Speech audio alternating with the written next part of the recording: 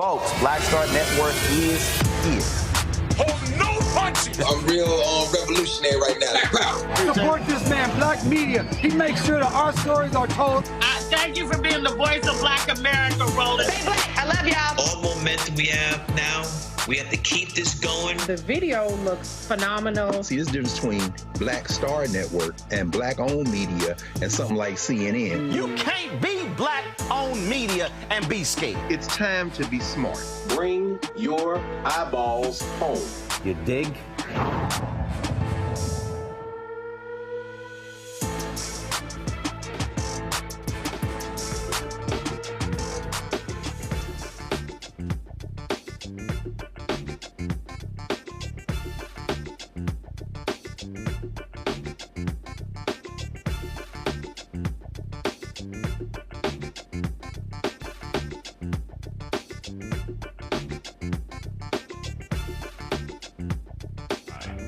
I'm Isaac Hayes III, founder and CEO of Fanbase. Fanbase is a free-to-download, free-to-use, next-generation social media platform that allows anyone to have followers and subscribers on the same page. Fanbase was built through investment dollars from equity crowdfunding from the Jobs Act. People just like you helped build Fanbase, and we're looking for more people to help build Fanbase. We are currently raising $17 million in a Regulation A crowdfund on Start Engine.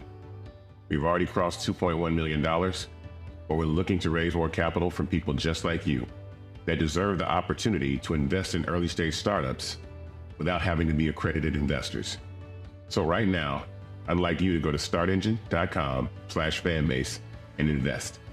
The minimum to invest is $399. That gets you 60 shares of stock in Fanbase right now, today. And then use Fanbase to connect with friends, grow your audience, and be you without limits.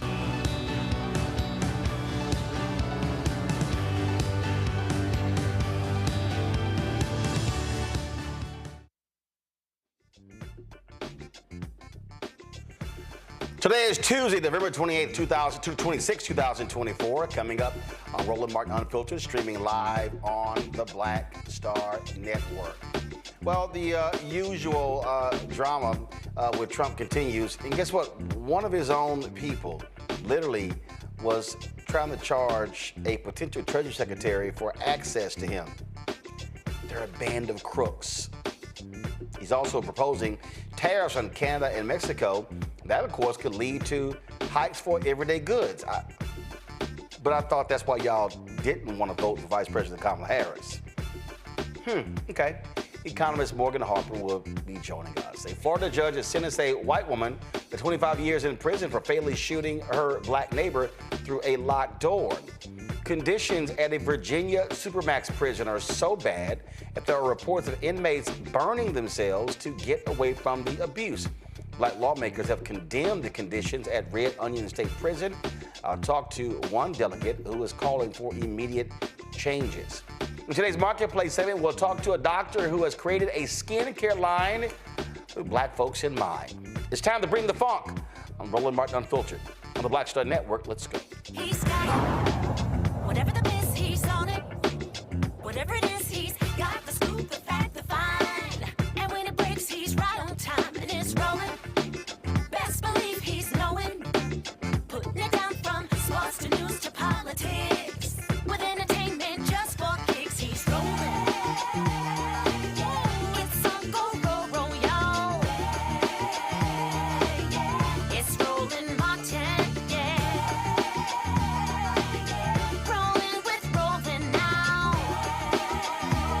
He's funky, he's fresh, he's real, the best, you know he's Roland Martin now.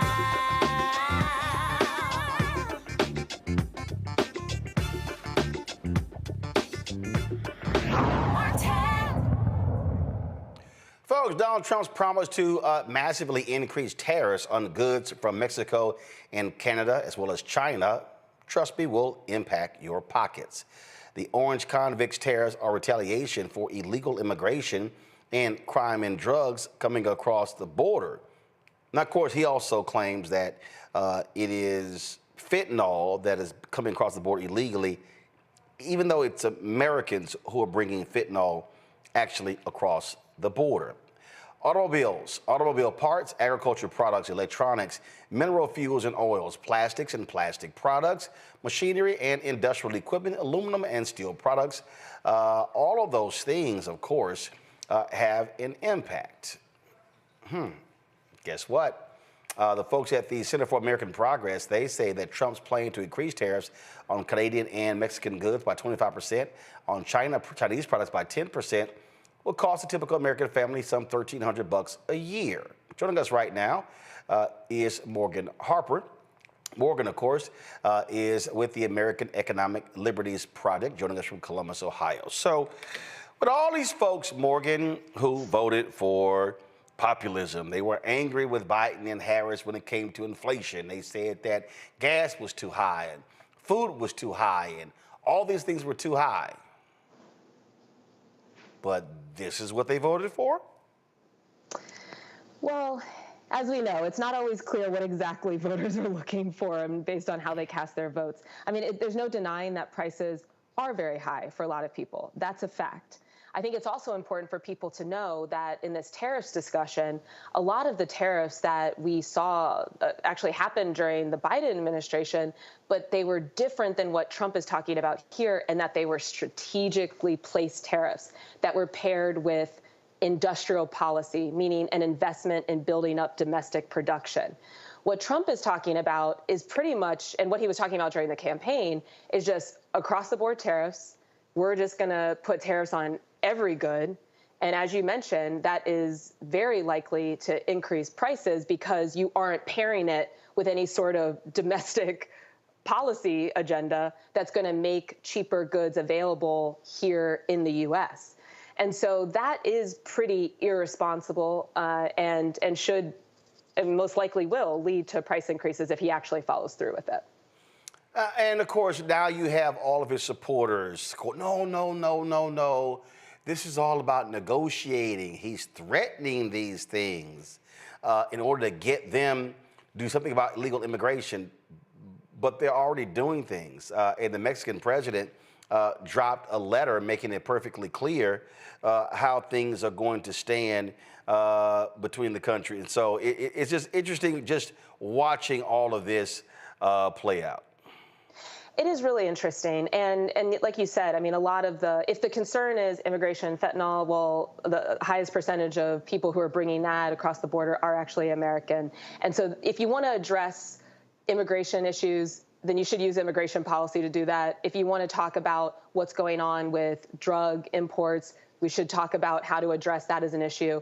But bringing tariffs as a tool into trying to solve problems that have nothing to do with trade policy is pretty wild suggestions, and again likely to have some detrimental impacts on all of us as consumers. I would also note a couple of other developments that we've seen over the last few days and weeks since the election with the transition. I mean, one, the person that Donald Trump is recommending and nominating to lead the Commerce Department, to be the Secretary of Commerce, he's not just nominating that person to lead Secretary of Commerce, he's actually going to combine that position, or suggesting to combine that position with the responsibility that traditionally would fall with the U.S. Trade Representative, which is an office within the Commerce Department, but usually a different person. And the person, Lutnick is his last name, that he's suggesting to nominate, is very much a Wall Street guy, not somebody that seems like he would be on the side of trying to use things like trade policy to actually, again, boost domestic production, help American workers, try to keep prices low. It seems like his top priority is keeping Donald Trump happy based on his public statements so far. And again, that's not how you develop good policy. And the other thing I would note is we've already seen some suggestion, and we saw it in the first Trump administration when there were tariffs that were placed a little bit indiscriminately, that in certain industries, for example, tariffs that were placed on washing machines, we saw also price increases with dryers because companies that make those products realized that they had a little bit of cover to raise prices and consumers probably wouldn't know the difference. Similar to what we had talked about during some of the inflation discussions that we've had over the last year, when CEOs going on their earnings calls on the record saying inflation's kind of good for us. Well, tariffs that have no strategy behind them, that are just going to generally increase prices for a lot of goods create an opportunity for corporations that just want to price gouge and raise prices, even if they aren't subject to a particular tariff, to do that, and counting on the American consumer to not know the difference. And also they know that, based on the signals we're seeing so far, that the government's unlikely to do anything about it. So these are all really troubling developments in a very short period of time. Again, we'll just have to see what actually gets implemented.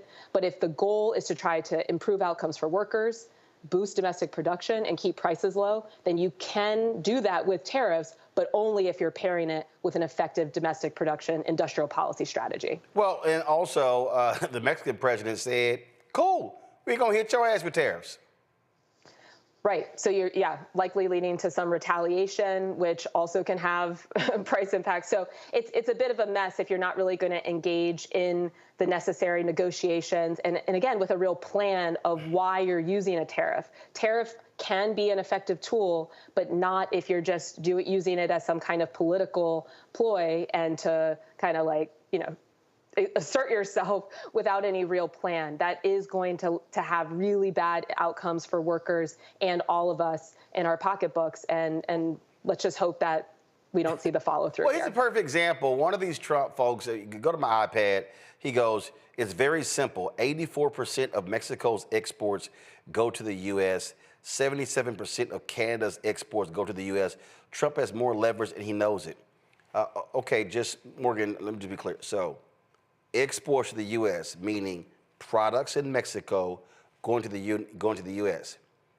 Tariffs on those goods are not going to impact Mexico. Tariffs on those goods will be paid by Americans who are buying those products. Yes, and I think another thing to keep in mind is just because you're putting a tariff on a particular country, it doesn't mean that then they're going to move production back to the U.S. automatically. They also have other options. They can move to other countries. So looking at, for example, at some of the tariffs on China, they can move to other countries in Asia, for example, that will do nothing to actually necessarily, again, if not paired with some kind of domestic strategy, will not lower prices. And a lot of these companies can just bypass their production, bypass the tariff and move their production to other countries that then also will have no positive impact on workers. So this, I can't really repeat it enough. This is really concerning policy, if you want to call it policy ideas, coming from President-elect Trump's camp here and his own words. And it's really unfortunate because I do think it confuses a lot of the public around how tariffs could be used effectively. And of course, overall, we want to see good impacts for all of us. We want to keep prices low. We want to make sure that we have lots of high-paying job opportunities for workers in the U.S., and this is not the path to get there. The thing that's also interesting is that the Mexican president, she's not playing here. In her letter, she responds to Trump. She says, go to my iPad, 70% of the illegal weapons seized from criminals in Mexico come from your country. We do not produce these weapons, nor do we consume synthetic drugs. Tragically, it is in our country that lives are lost to the violence resulting from meeting the drug demands in yours. President Trump, migration and drug consumption in the United States cannot be addressed through threats or tariffs. What is needed is cooperation and mutual understanding to tackle these significant challenges. She writes, for every tariff, there will be a response in kind until we put at risk our shared enterprises. Yes, shared. For instance, among Mexico's main exporters to the United States are General Motors, Stellantis, and Ford Motor Company, which arrived in Mexico 80 years ago. Why impose a tariff that would jeopardize them? Such a measure would be unacceptable and would lead to inflation and job losses in both the United States and Mexico. All of it, you see, this is the thing that I go back to NAFTA, when all of these white voters in the Midwest, Illinois and Ohio and Michigan and Wisconsin, they were all, NAFTA is killing us. And I kept trying to explain to people, NAFTA is hurting one part of the country, but it's doing well for other states, Texas, New Mexico, Arizona, and others.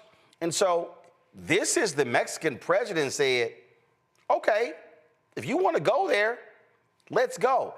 I don't think the Mexican president and the Canadian prime minister are going to be backing down for Donald Trump's threats, because they know he does this and prices spike. That's on him. Yeah, I think listening to you, Roland, it's making me really appreciate just some of the tragedy of the situation, because, look, there's a lot of different views on NAFTA and what the impacts were from that. There has been a lot of, I think, evolution in how both parties are seeing trade policy, including but not limited to the use of tariffs. And we need to be having a real discussion about which takes on trade policy are going to best serve us as a country. Just like we need to have that on controlling fentanyl, just like the Mexican president there is saying in thinking about managing immigration issues. These are not easy topics. But to just continue to use everything as a political opportunity is really, really harmful and kind of missing the whole point. But, but on trade, I mean, there has been a real evolution here. It's like people, even in the Democratic Party want to say, oh, Trump's crazy, he's talking about tariffs. Well, we need to talk about, again, which kind of tariffs. And based on what Trump was doing in his first administration, which some of those, some targeting tariffs that Biden was able to build off on and support EV, speaking of the auto industry, EV manufacturing, support chip production in the U.S., well, those are the types of tariffs that actually can serve the interests of American workers and try eventually to keep prices lower. But this free-for-all of just letting Wall Street cronies run wild and do whatever Trump wants, again, that's not the way that we make good policy, and it's not gonna serve the best interests of the United States. All right, Morgan Harper, we really appreciate it. Thanks a lot. Thanks for having me. Folks, got to go to a break. We come back, we'll chat with my panel. You're watching Roland Martin Unfiltered on the Black Star Network. Don't forget to support the work that we do. Join our Brina Funk fan club. You can contribute via Cash App by using this QR code from Stripe. Simply click Cash App and then make your donation. You can also send your check and money order to P.O. Box 57196, Washington, D.C., 20037 7-0196.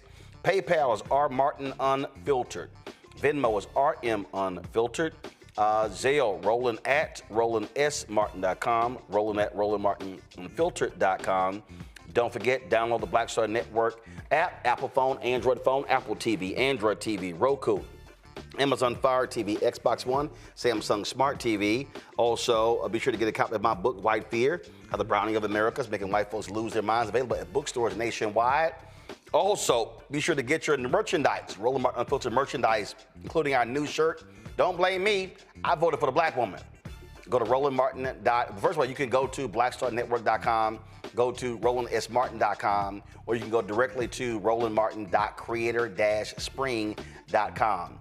And of course, we want you to participate with Fanbase. Of course, the goal is to support this black-owned social media app. You can be an owner. You can get an equity stake. Get more information, go to startengine.com/fanbase. Startengine.com/fanbase. Download the app, but also invest in the app, and that's where you can get it. Back in a moment. Hatred on the streets, a horrific scene, a white nationalist rally that descended into deadly violence.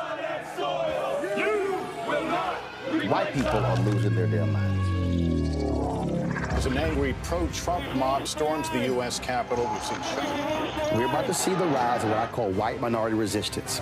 We have seen white folks in this country who simply cannot tolerate black folks voting. I think what we're seeing is the inevitable result of violent denial. This is part of American history. Every time that people of color have made progress, whether real or symbolic, there has been what Carol Anderson at Emory University calls white rage as a backlash. This is the rise of the Proud Boys and the Boogaloo Boys. America, there's going to be more of this. Here's all the Proud Boys, guys. This country is getting increasingly racist in its behaviors and its attitudes because of the fear of white people. The fear that they're taking our jobs, they're taking our resources, they're taking our women. This is white fear.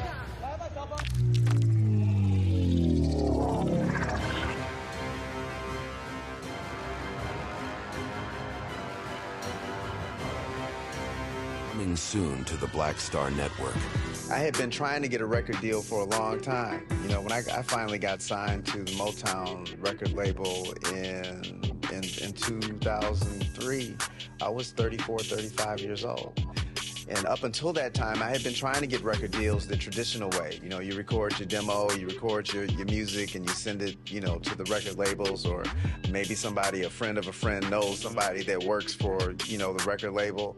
And really, chemistry was, that was my last-ditch effort at being in the music business. How long have you been trying? I've been trying since I was a teenager. Wow. And you know. And I'm grateful that it didn't. I'm grateful that it happened when it happened, because I wasn't prepared, you know, as a teenager to embrace all that comes with a career in the music industry.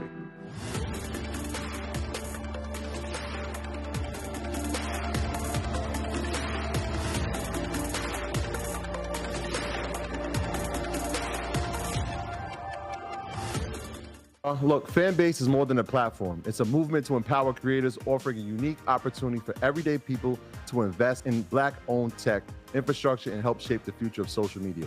Investing in technology is essential for creating long-term wealth and influence in the digital age. The Black community must not only consume tech, we must own it. Discover how equity crowdfunding can serve as a powerful tool for funding Black businesses, allowing entrepreneurs to raise capital directly through their community through the Jobs Act.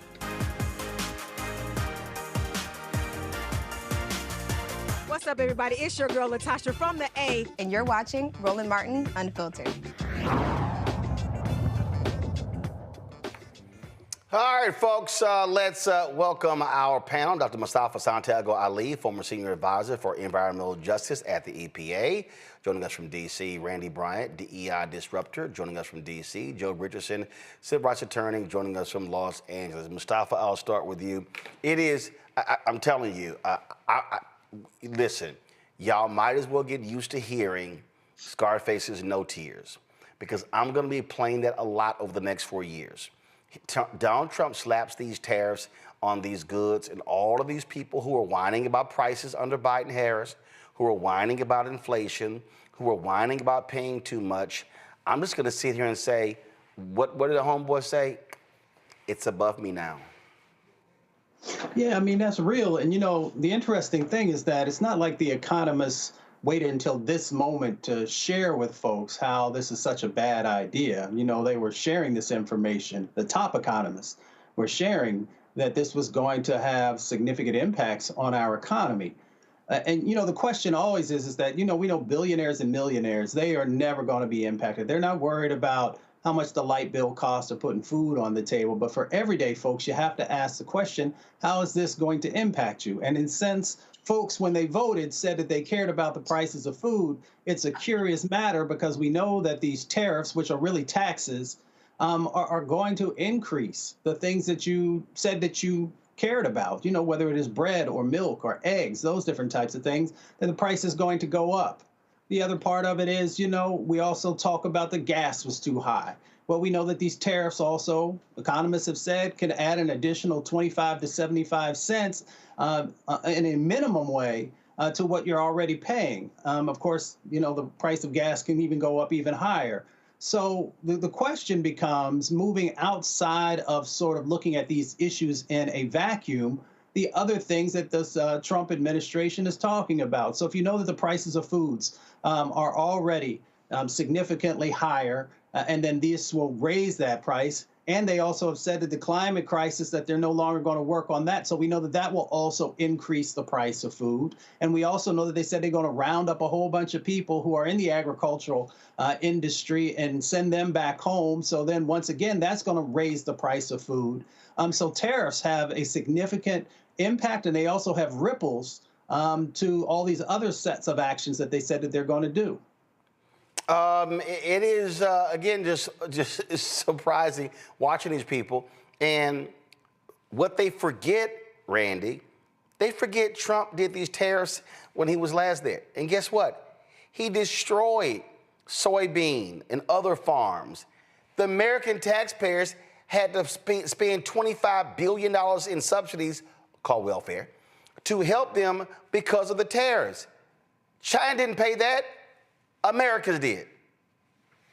Right. But when it comes to Trump, what I have found is that people have very short memories. I mean, when he left office, he had the ratings, the lowest ratings of any president ever.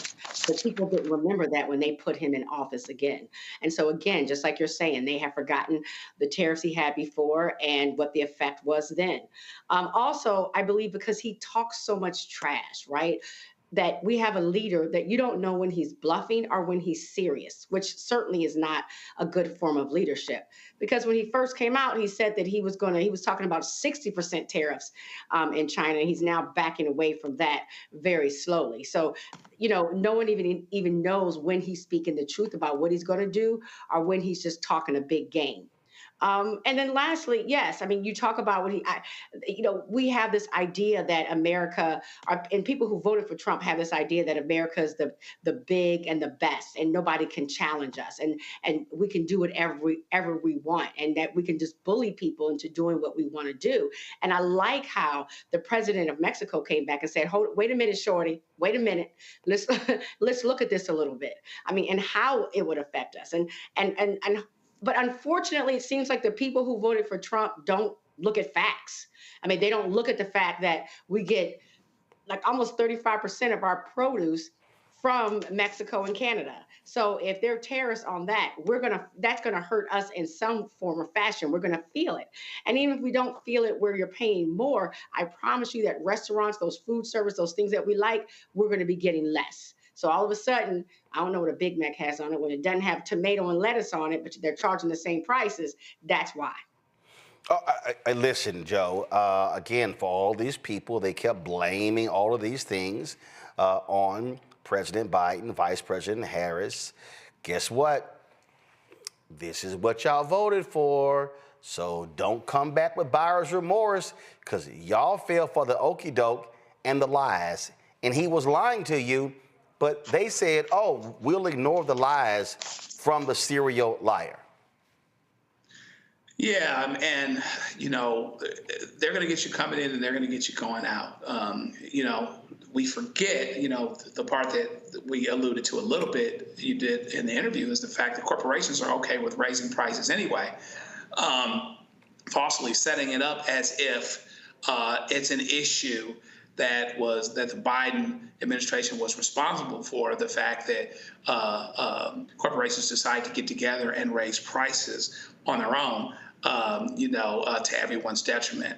And I'd call it an unintended consequence that prices would go up with tariffs. But everybody knows that if you do tariffs without strategy, and you don't have a good reason for doing them and something to offset them potentially so that you're better off, you're going to have higher prices. Also, that piece of information that the president of Mexico provided in that statement is some stuff that a lot of folk don't know about how our companies are down there, and therefore that's going to affect us as well. It's going to affect us here. It's going to affect us there. It's going to affect employees. It's going to affect the number of jobs. It's going to affect a lot of things. But when you see it coming, I don't necessarily think that you get to call it an unintended consequence. That being said, I think there are other unintended consequences that we aren't even talking about that are going to come and manifest themselves in the way of higher prices, in the way of lost jobs, in the way of crises as it pertains to certain service professions,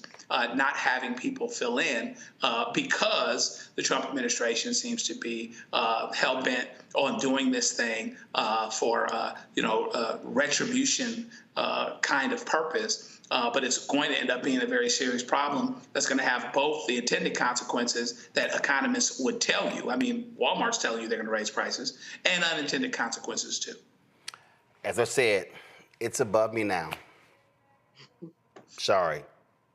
It's above me now. And I'm telling y'all, I'm aware for the next 4 years, don't pull it up, y'all. Don't blame me. I voted for the black woman. I'm aware of that the next 4 years. And so when they start running their mouths, hey, don't blame me. I voted for the black woman. Just want to let y'all know. All right, got to go to a break. We come back. We're going to talk about white woman in Florida. Oh, kill that sister? Her sorry ass about to sit in prison for a little while. Also, we'll talk about a case out of Kansas City as well. Plus, oh, y'all, poor Rudy Giuliani. He was in court today, and he said, I don't have any money. They're trying to take my car. They're taking all of my stuff. You shouldn't have talked shit about those two black women in Georgia. So, again, Rudy, no tears. I'll be back on Roland Martin Unfiltered. Hi, I'm Isaac Hayes III, founder and CEO of Fanbase. Fanbase is a free-to-download, free-to-use, next-generation social media platform that allows anyone to have followers and subscribers on the same page. Fanbase was built through investment dollars from equity crowdfunding from the Jobs Act. People just like you help build Fanbase, and we're looking for more people to help build Fanbase. We are currently raising $17 million in a Regulation A crowdfund on Start Engine. We've already crossed $2.1 million, but we're looking to raise more capital from people just like you that deserve the opportunity to invest in early-stage startups without having to be accredited investors. So right now, I'd like you to go to startengine.com/fanbase and invest. The minimum to invest is $399. That gets you 60 shares of stock in Fanbase right now, today. And then use Fanbase to connect with friends, grow your audience, and be you without limits.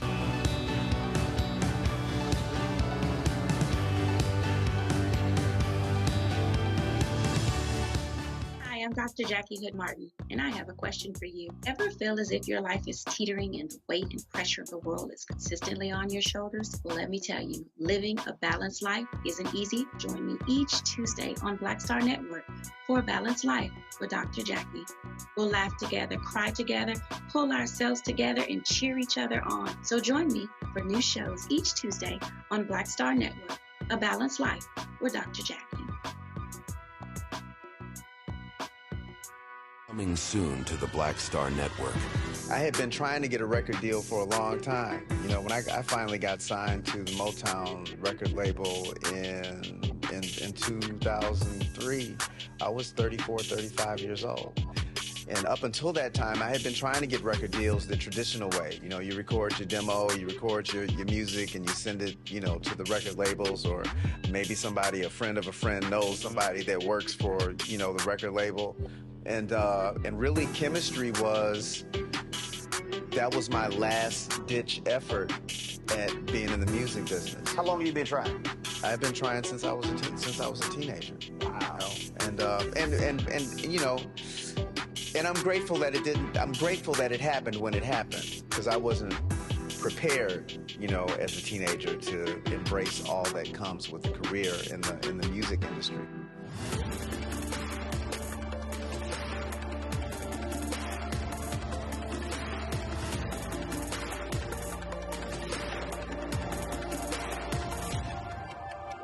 Russell L. Honoré, Lieutenant General, United States Army, retired, and you're watching Roland Martin Unfiltered.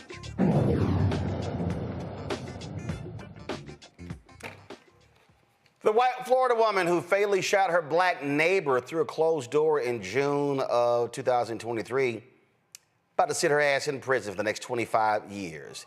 Here's what the judge said right before announcing Susan Lawrence's sentence of first-degree felony manslaughter for killing Ajike A.J. Owens. I'm primarily looking at the harm inflicted upon not only the victim, who of course lost her life, but her family.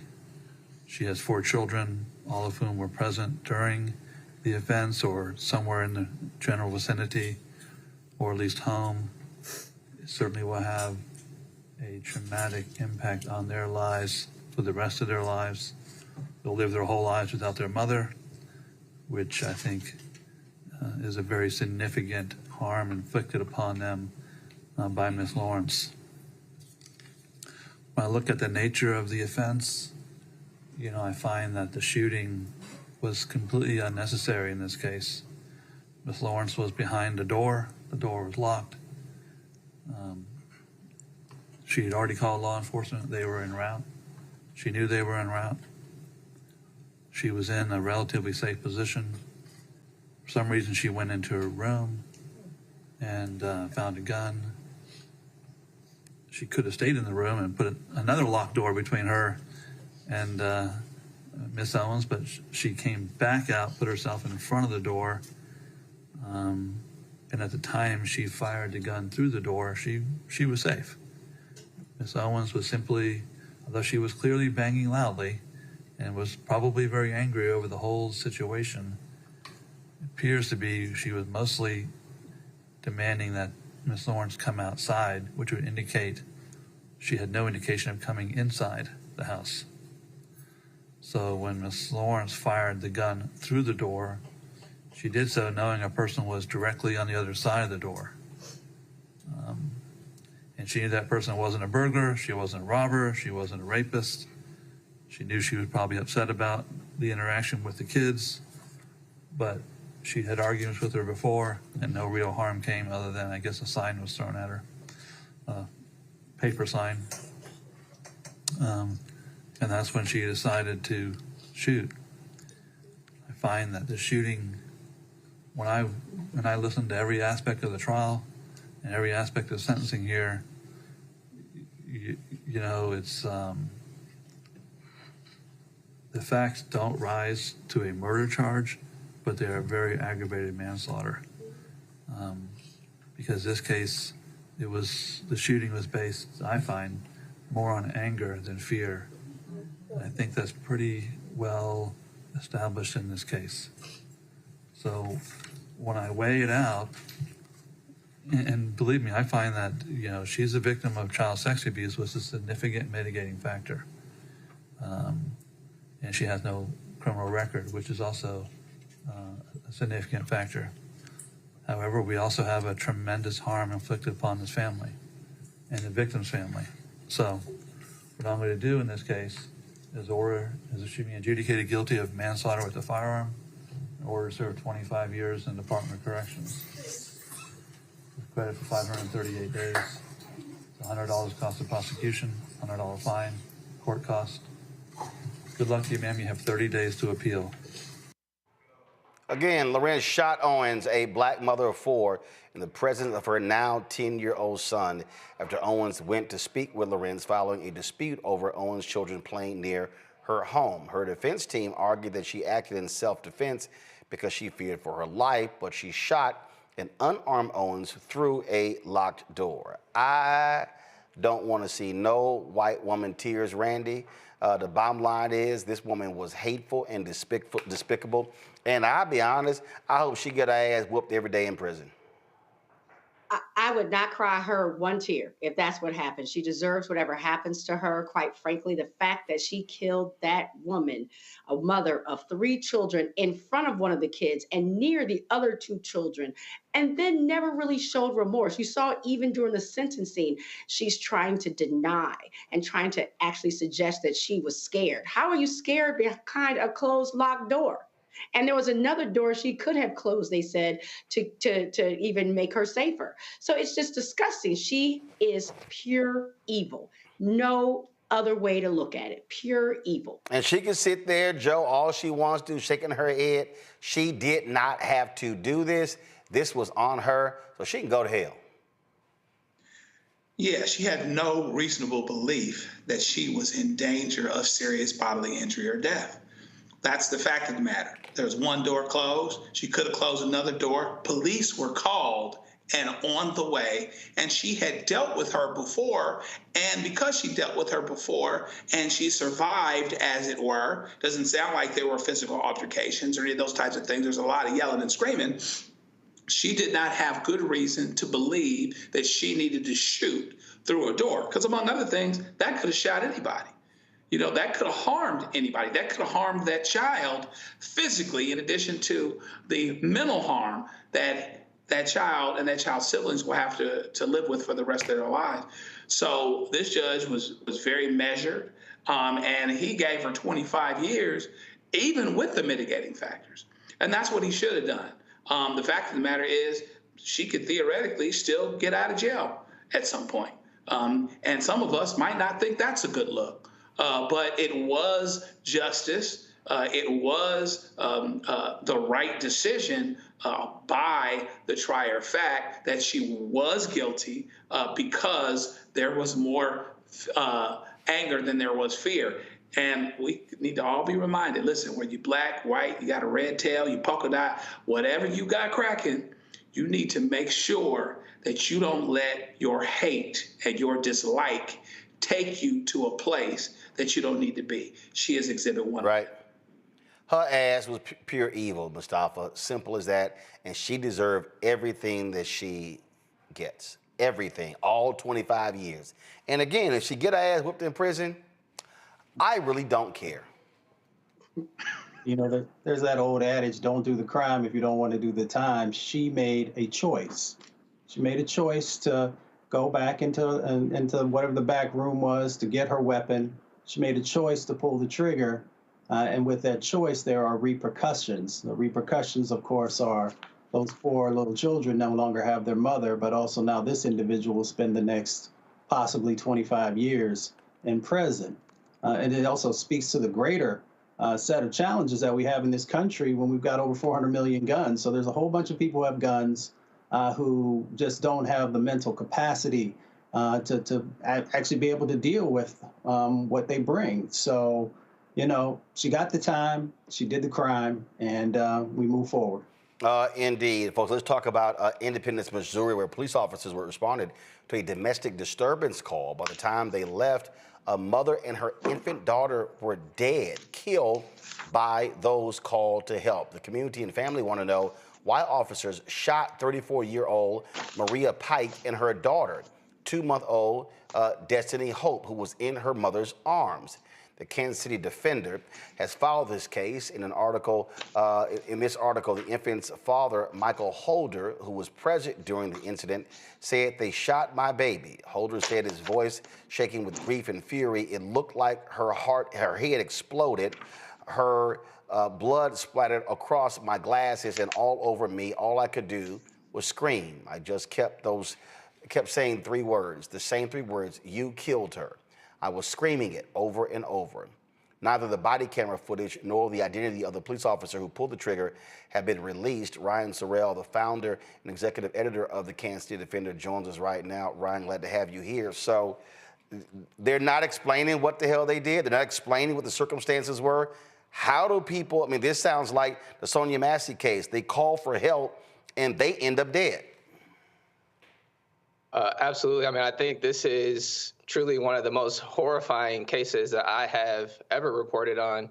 From what we have seen, I mean, the day after it happened, the police chief of Independence Police Department, Police Chief Dustman, did a press conference that we call a state-sanctioned disinformation campaign, where he literally went out to the media and said that he was spewing essentially what has been disproven by all of the existing eyewitnesses that we have spoken to. We've spoken with the grandmother who was present. We spoke to the grandfather. I spoke directly with Mitchell, who was in the room. I spoke to the owner of the apartment complex, who was also present. Everybody has said that they did not see Maria have any weapon in her arm, yet the police chief espoused that allegedly Maria had a knife in her hand, which he tried to make that seem as if that would justify the fact that the police ran into this apartment with military-grade assault rifles, knowing there was a baby present, and ultimately shot this baby Destiny, in her head while she was being held in her mother's arms. And then when her mother jumped up, they shot Maria as well. And so this is just absolutely horrifying. The police are not releasing any details whatsoever. And to me, what just does not make any sense, what doesn't make any sense to the family, to the community, what doesn't make any sense is why the police department and this police chief would say that she was armed and put this narrative out there. But then when the media asked him, do you all know what the age of this young person or this child that you killed, he refused to say the age. He said, I'm not going to get into that. So why is he able to get into whether or not he says that she's armed, but he's not able to, and to this day, they still have not confirmed whether or not they killed this infant. And the only reason we know about it is because the family has told us. First of all, it was, okay, who called them, and was it domestic violence in that household or somewhere else? Correct. Yes, it was so it pretty much all started when the grandmother, which is Mitchell. Mitchell is the father of baby Destiny, and Mitchell's mother, so the grandmother, was assaulted by Maria. Maria is the mother of baby Destiny. And so the grandmother goes outside, she calls the police, and she wants to press charges against Maria. And the police arrive, and they ask the grandmother, they say, are there any weapons present upstairs? And the grandmother says, no, there are not any weapons present upstairs. All I want her to do is be arrested for assault. And then she also tells the police there is a baby upstairs. So she warns them that there is an infant inside of the apartment building. And then the police go upstairs. They actually go into the wrong apartment. They go into someone else's apartment. And I spoke directly to this person named Bug. And they busted into Bug's apartment. So they go into the wrong apartment with these assault weapons. Once again, they point them directly at Bug. They're screaming at Bug, saying, what did you do with my officer? Where is my officer? And Bug is screaming back at them, you have the wrong apartment. And this goes on for about 30 seconds until they finally realize they're in the wrong apartment, and they just run out. They don't apologize or anything. They run out, and they go to supposedly what is the correct apartment. And Mitchell, I spoke directly with Mitchell as well, who's the father of Destiny. And Mitchell says that he asked the police, can they talk outside the door? Because he didn't want the police to come inside of his apartment with their guns out like that. And despite his pleas for the police to stay outside of his door, they barge into the door, and that's when the altercation happened. Well, we certainly would love to get more information. And as usual, when they don't release body cam footage, when they don't release a name and don't release details, that means the cops screwed up. That's exactly what it means. So, all right, then. We certainly appreciate it, Ryan. Thanks a lot. Folks, going to a break. We come back. Oh, Rudy Giuliani, y'all. He is crying. He just doesn't know what to do because they're taking all of his money. Well, that's what happens when you absolutely lie on Black Georgia workers. And then you keep defaming them. And then you keep defaming them. And then you keep defaming them. So, shut up. Folks, support our work. Join the Bring the Funk fan club. If you want to give via Cash App, do so via Stripe and this QR code. You can use it right here. Also, send your check and money order to P.O. Box 57196, Washington, D.C. 20037-0196.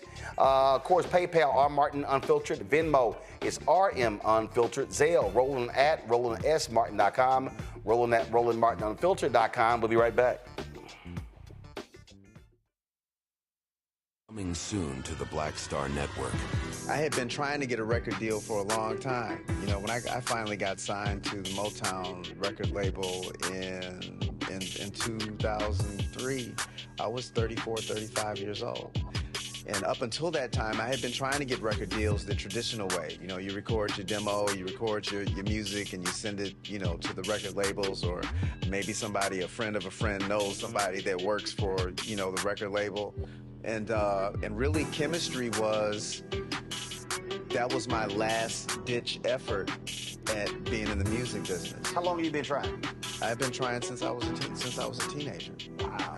And you know, and I'm grateful that it didn't. I'm grateful that it happened when it happened, because I wasn't prepared, you know, as a teenager to embrace all that comes with a career in the music industry.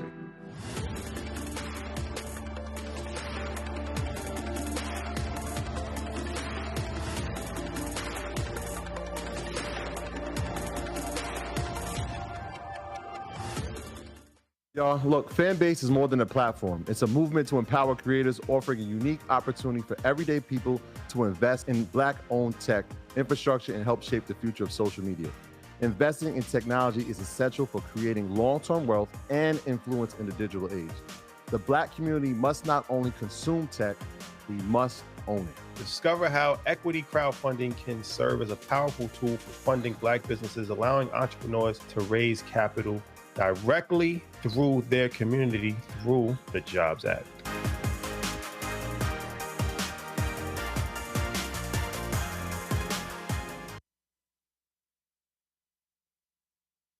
Hi, I'm Dr. Jackie Hood Martin, and I have a question for you. Ever feel as if your life is teetering and the weight and pressure of the world is consistently on your shoulders? Well, let me tell you, living a balanced life isn't easy. Join me each Tuesday on Black Star Network for A Balanced Life with Dr. Jackie. We'll laugh together, cry together, pull ourselves together, and cheer each other on. So join me for new shows each Tuesday on Black Star Network, A Balanced Life with Dr. Jackie.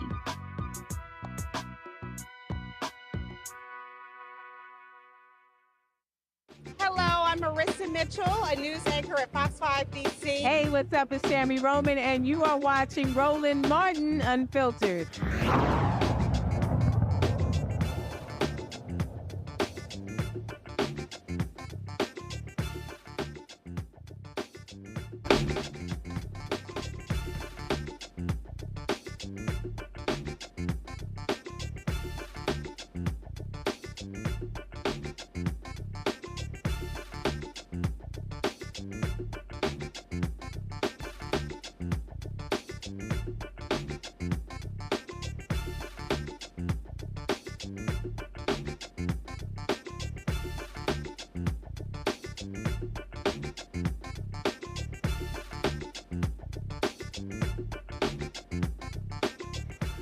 Well, folks, there was a hearing today, and let's just say Rudy Giuliani was not happy at all. Now, you know, he's got to pay a massive judgment to two black poll workers in Georgia because he kept defaming them in the 2020 election. And Rudy ain't too happy, y'all. And the judge was kicking his ass today saying, where's the title for your Mercedes-Benz? And then he goes outside of court, and y'all, and listen to this. If y'all want to see white tears, check this out. Reality is, I have no cash. It's all tied up. So right now, if I wanted to call a taxi cab, I can't do it. I don't have a credit card. I don't have a checking account. I have no place I can go take cash out except a little bit that I saved, and it's getting down to almost nothing. I have a business. I can do business expenses, but I'm very careful about that because God forbid I should make a mistake between a personal and a business expense. Unlike Hunter Biden, I go to jail right away. Oh, really? So you think that that's going to work? Y'all, he started going at the judge. The judge was like, sit your ass down. Joe, no tears. Rudy Giuliani continually defamed these sisters, and now he's pissed because they snatching everything. His son, my dad's going to have to give up his World Series collections. Yes, bring that shit here. Oh, but his collection of watches, come on, bring that here. They taking everything, sell everything. Yo, leave his ass butt naked. Sell his suits, sell his shoes, sell everything. This is what you get when you show your ass and you act a fool. And they kept telling you, say, dog, stop lying. No, he kept lying. He kept lying. He kept defaming them. And what's so stupid? Trump owes this fool $3 million in legal fees. He still ain't paid. Well, guess what? If Trump cut his ass that check, Ruby get that money. Right. That's right. And so, yeah, he's in a little bit of a pickle, man. Sometimes, you know, the game is kind of tough that way. And so, yeah, no, not an ounce of sympathy. I don't know, maybe he thought he was Donald Trump or something, but at the end of the day, he got rolled up pretty good, and he doesn't deserve any sympathy. And really, you know, a lot of his family isn't really with him like that either. They're a little less than sympathetic, and they've been that way for a minute. Whether they wanted that ultimate fate for him at all or not, it was really out of their hands because this is a cause and effect. This is something that he did that, as my people would say, he ain't had no business doing, okay? Got busted on it and has an incredible judgment that he doesn't have the ability to pay, or at the least it starts with his possessions. And that's how it goes when you get yourself in so much trouble that you get a judgment that you can't cover. So I don't have an ounce of sympathy for him, and I hope they continue to juice him like a sun-kiss. He's sitting here whining, Mustafa, because today's hearing is about setting a date for a January trial. And the judge jammed up saying, yo, man, why you didn't turn a 1980 Mercedes over? And so he's mad. He's upset. I love this line from give me 1 second. The courtroom. I love all the different the sketch artists that took place. Yeah, let me see. Maybe I can show this to y'all. I love this here. He was so upset. This sketch artist right here just nailed it. Look at Rudy sitting there, just mad, all upset. Mustafa. Well, Rudy, guess what? You wrote checks. Now your ass couldn't cash. Now it's on you, player. Yeah, well, he's mad because his privilege didn't allow him to be protected in the way that he thought that it would. He thought that he could be able to do and say whatever he wanted, and there would be no repercussions for that. It's interesting because so many folks continue to focus on him. So one, it's interesting that his crew ain't showed up for him. Not only Donald Trump, but you've seen in the past when we've had these folks who are on the MAGA side of the equation, and when they do something, how all these people show up and pay their legal fees and all this other type of stuff. So that should also tell you something about how that group of people feel about him, that he is a detriment to the things that they're trying to do, even as egregious as they are. The other impact, or the other thing that you got to talk about, is that, these two black women who are doing their job, right, trying to make sure that democracy worked the way that it's supposed to work, this individual decided that he would both, help to perpetuate both physical and mental impacts on them. And he just kept fanning the flames and kept fanning the flames and kept fanning the flames. So, they're getting death threats. They're getting all these different types of things. They can't leave their homes. And then you've got the mental health aspect of that weight that they had to continue to carry. So every dollar that they are receiving, they deserve. Because this individual decided that, he was above the law and that he could do and say whatever he wanted. So I'm glad that he got checked. And I hope all the other folks who continue to do these types of things also have to go in their pockets to make sure that they are reimbursing folks for their time, for the mental health, and for the physical things that they have to go through. I love this here, Randy, quote, because the judge was jamming him up about getting a title. Your client is a competent person. He was the U.S. attorney in this district. The notion that he can't apply for a title certificate and then Giuliani then cuts him off. I did apply for it. What am I supposed to do? Make it up myself? Your implication that I have not been diligent about it is totally incorrect. Well, you made up stuff about the two workers. And then he cried poverty. I'm not impoverished. Everything I have is tied up. I don't have a car. I don't have a credit card. I don't have cash. And I love this sketch artist right here. Arms folded, all upset, mad, and angry. I don't know who that is, a black dude or was a white guy standing next to him. I don't know who that is. Then he claimed, first of all, he's very good at this. He claimed without providing evidence, someone had placed what he called a stop order on his Social Security account. And the judge said, I had enough of this. Judge said, next time, he's not going to be permitted to speak and the court will take action. Your client can either represent himself by counsel or appear pro se. He can't do both. And then the judge says the cars and the keys without the title is meaningless. Oh, and this is that Mercedes right here. So sorry, Rudy, you're going to have to suck this thing up. And then the judge denied his bid to push back a January 16th trial of whether he can hang on to some of his prized possessions. Remember, he also is appealing the case. He's been disbarred as well. And so, oh well, sorry, Randy. I have zero sympathy for that Trump suck-up. And it's very fascinating to watch someone crumble in front of us because he is so accustomed to privilege. This man is 80 years old, and for most of his life, he has gotten away with this sort of behavior because of privilege. And now he is becoming this victim in front of us, and we're supposed to feel sorry for him. I mean, I guess he expects some people to get a GoFundMe for his $148 million debt. But yeah, I think his gasket is flabbered. He just cannot believe this is happening to him. But he's getting exactly what he deserves to get. I am very proud of those two women for actually standing up and pressing charges, because a lot of people would not have. They would have complained about it, but they would not have said, we are going to file charges against this very powerful man. So good for him. And, I want to get my popcorn and watch him, cry and beg a little bit more. I love this here. He wants to delay the trial. It's supposed to be January 16th.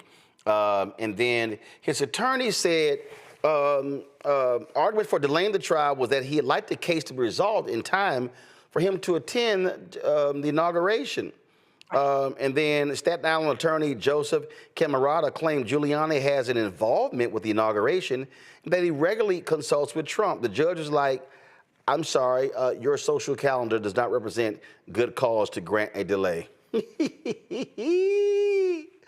Oh my goodness, I love it. That white privilege ain't working. That federal judge like, nah, player, we gonna have this trial January 16th.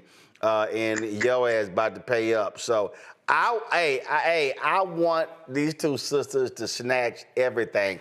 In fact, I would love, because when they get their hands on his penthouse in New York, I say we throw a party in that bad boy.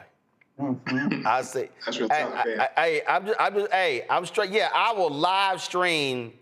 I will live stream a show in that sucker. I'm telling y'all right now. And then let's all drive around Georgia in that car. And so I take everything. Ruby and Shay, y'all hit me up. When y'all take custody of that apartment, I will do Roland Martin Unfiltered from that apartment. I'm just letting y'all know. I will happily do that. And I'll bring the DJ and everything. I'm just saying. All right, y'all. Let me go to a break. We come back. We're going to talk about just shameful conditions in a Virginia prison that has people demanding answers. So we'll talk about that. Lots more we're going to cover on the show. Also, marketplace segment. A sister out of New York, a doctor, has a new skincare product line that has black folks in mind. So we're going to break that thing down as well. Lots to discuss right here on Roland Martin Unfiltered right here on the Black Star Network. Back in a moment. Hi, I'm Isaac Hayes III, founder and CEO of Fanbase. Fanbase is a free-to-download, free-to-use, next-generation social media platform that allows anyone to have followers and subscribers on the same page. Fanbase was built through investment dollars from equity crowdfunding from the Jobs Act. People just like you helped build Fanbase, and we're looking for more people to help build Fanbase. We are currently raising $17 million in a Regulation A crowdfund on Start Engine. We've already crossed $2.1 million, but we're looking to raise more capital from people just like you that deserve the opportunity to invest in early-stage startups without having to be accredited investors. So right now, I'd like you to go to startengine.com/fanbase and invest. The minimum to invest is $399. That gets you 60 shares of stock in Fanbase right now, today. And then use Fanbase to connect with friends, grow your audience, and be you without limits.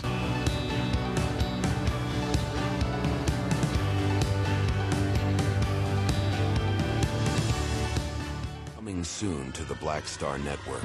I had been trying to get a record deal for a long time. You know, when I finally got signed to the Motown record label in 2003, I was 34, 35 years old. And up until that time, I had been trying to get record deals the traditional way. You know, you record your demo, you record your music, and you send it, to the record labels, or maybe a friend of a friend knows somebody that works for, the record label. And really chemistry was my last ditch effort at being in the music business. How long have you been trying? I've been trying since I was a teenager. Wow. And And I'm grateful that it didn't. I'm grateful that it happened when it happened, because I wasn't prepared, you know, as a teenager to embrace all that comes with a career in the music industry.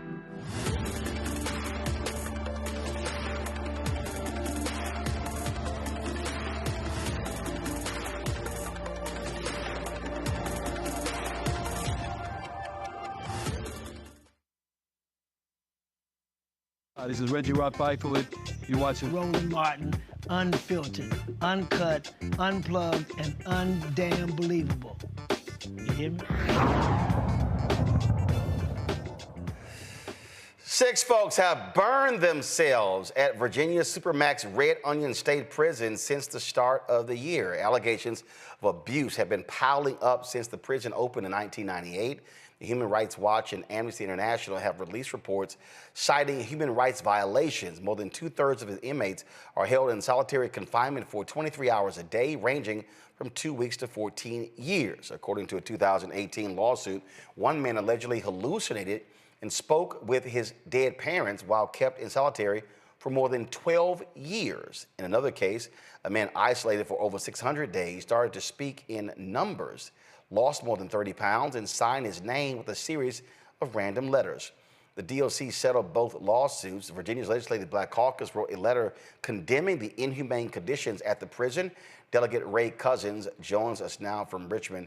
So, first and foremost, we've seen where the Department of Justice has come in and investigated state prisons. And we just saw what they just did in Fulton County, the jail there. Have y'all called for the DOJ to come in to investigate this prison and other prisons in Virginia? So the Legislative Black Caucus has not called on the DOJ to investigate, but we are calling on the Department of Corrections, a Budsman office, which we established here in Virginia earlier this year, to provide oversight to correctional facilities and to investigate complaints like this. I also spoke to our House Public Safety Committee Chair, Marcus Simon, and we are, and I'm a member of that committee, and we will be holding an investigatory hearing within the next couple months, if not the next month or so. Have you heard from the governor? Have you heard from the head of the Department of Corrections? What have they said to these allegations? We have not heard from the governor. We just issued the press release this morning, and we expect to hopefully have those conversations within the next few days. So have y'all confirmed these stories of these prisoners burning themselves? So we have, right now, these are allegations, and we're hearing complaints from incarcerated individuals and their families, and that is who has reported these conditions to us. Earlier this year, I received a number of complaints from constituents here in Richmond, Virginia, who have family members at Red Onion, who mentioned that a few of the incarcerated individuals were undergoing hunger strikes in protest to the inhumane conditions that exist at the prison. And then more recently, we've received reports about incarcerated individuals lighting themselves on fire in protest. And so these are still very fresh and new allegations, and we are working to get to the bottom of that. We're calling on the governor. We're calling on the Virginia Department of Corrections, Director Dotson. Also, as I mentioned, the Ombudsman's office that we established here to investigate these allegations. Whose district is this prison in, and what does that representative had to say? So this prison is located in Southwest Virginia. It's actually on Red Onion Mountain. We have not heard from the representative who actually represents that area, but we do know that a majority of the incarcerated individuals there are either from the city of Richmond, which I represent, along with 2 other delegates, 2 state senators, and I believe the Hampton Roads area. Are y'all going to demand a visit to the prison to inspect for yourselves what's going on? Yes, and I will say Director Dotson And the Virginia Department of Corrections generally has encouraged us to visit Red Onion. I know a few of my colleagues visited earlier this year. And so we definitely want to have a visit and just see for ourselves, have an opportunity to speak to the staff, to also speak to inmates, just to, get to the bottom of this and figure out what's going on there. Well, we certainly appreciate you joining us, and we'll look forward to see what happens next. Thank you. Joe, what we just heard there, this is a perfect example of one thing that we are going to desperately miss with the Biden-Harris administration. They have been very aggressive at investigating city, county, and state jails and prisons. And look, I don't think for a second you're going to see the same diligence from these Trump yahoos. Anything on the law enforcement side, from consent decrees to prison conditions, those things are going to be investigated less, if at all, frankly, because their feeling is that there's no sympathy for those types of things anyway. But even prisoners have rights. They have rights by the Constitution. There's a constitutional ban against cruel and unusual punishment. There are prisoners have rights, and so therefore this is something that we're going to miss, because a lot of this will not be prioritized. It will be deprioritized, and the worst part of it is there are investigations that are underway that have been started. Like, you start something in the next couple months. I hate to be less than sympathetic or pessimistic, but you start something in the next couple months on this thing that's not state-based, then, it's going to get reversed in January anyway. And so this is going to be one of the areas in which we will desperately miss the Biden administration, because they really went out of their way to try to find these types of problems, deal with them, and force the agencies to be accountable, which would include monitoring changes that they promised to make. So we will miss that. Randy?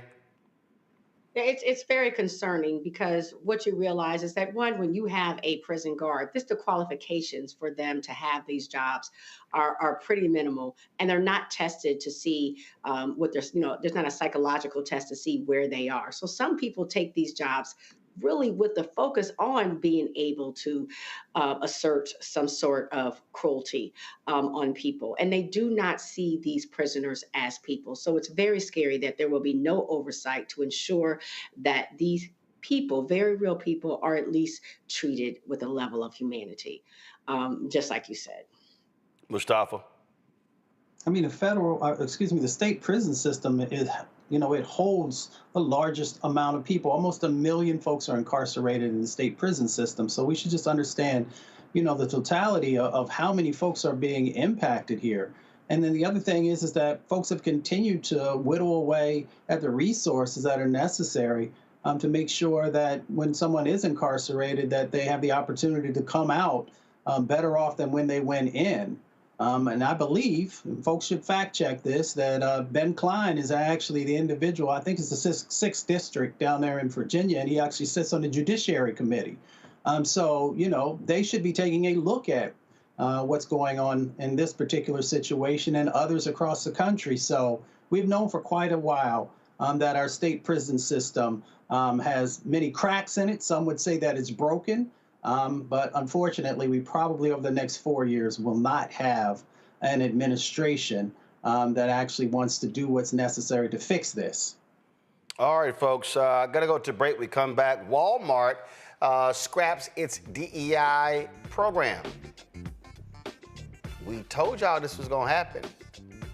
We warned y'all these things were going to happen, and so we're going to talk about it as well. And so can't wait to do that. I know Randy got a couple of things to say about that. All right, folks, support the work that we do. This is also one of the reasons why, because these companies, look, Walmart ain't never took an ad out with us. And don't think we haven't tried. Publicis was their ad agency, and they ain't done a damn thing with us. So here you go. So, but this is how these companies are. So I guess they definitely not going to be doing anything now. just say Shuttering DEI. Support us, of course, via Cash App. You can give via the Stripe app. Use the QR code right there. Send your check and money order. P.O. Box 57196. Washington, D.C. 20037-0196. PayPal is R Martin Unfiltered. Venmo is RM Unfiltered. Zelle, Roland at RolandSMartin.com. Roland at RolandMartinUnfiltered.com. We'll be right back. What's up, y'all? Look, Fanbase is more than a platform. It's a movement to empower creators, offering a unique opportunity for everyday people to invest in Black-owned tech, infrastructure, and help shape the future of social media. Investing in technology is essential for creating long-term wealth and influence in the digital age. The Black community must not only consume tech, we must own it. Discover how equity crowdfunding can serve as a powerful tool for funding Black businesses, allowing entrepreneurs to raise capital directly through their community through the Jobs Act.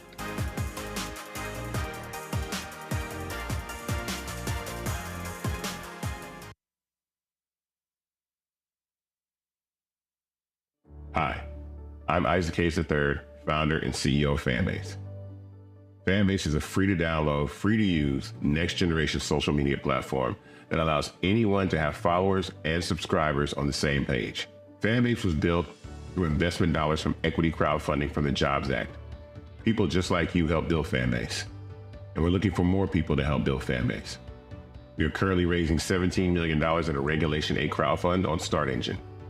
We've already crossed $2.1 million, but we're looking to raise more capital from people just like you that deserve the opportunity to invest in early-stage startups without having to be accredited investors. So right now, I'd like you to go to startengine.com/fanbase and invest. The minimum to invest is $399. That gets you 60 shares of stock in Fanbase right now, today.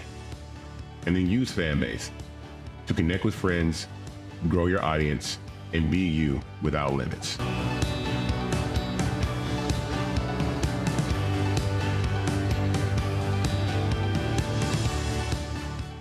This is Tamala Mann. And this is David Mann. And you're watching Roland Martin Unfiltered.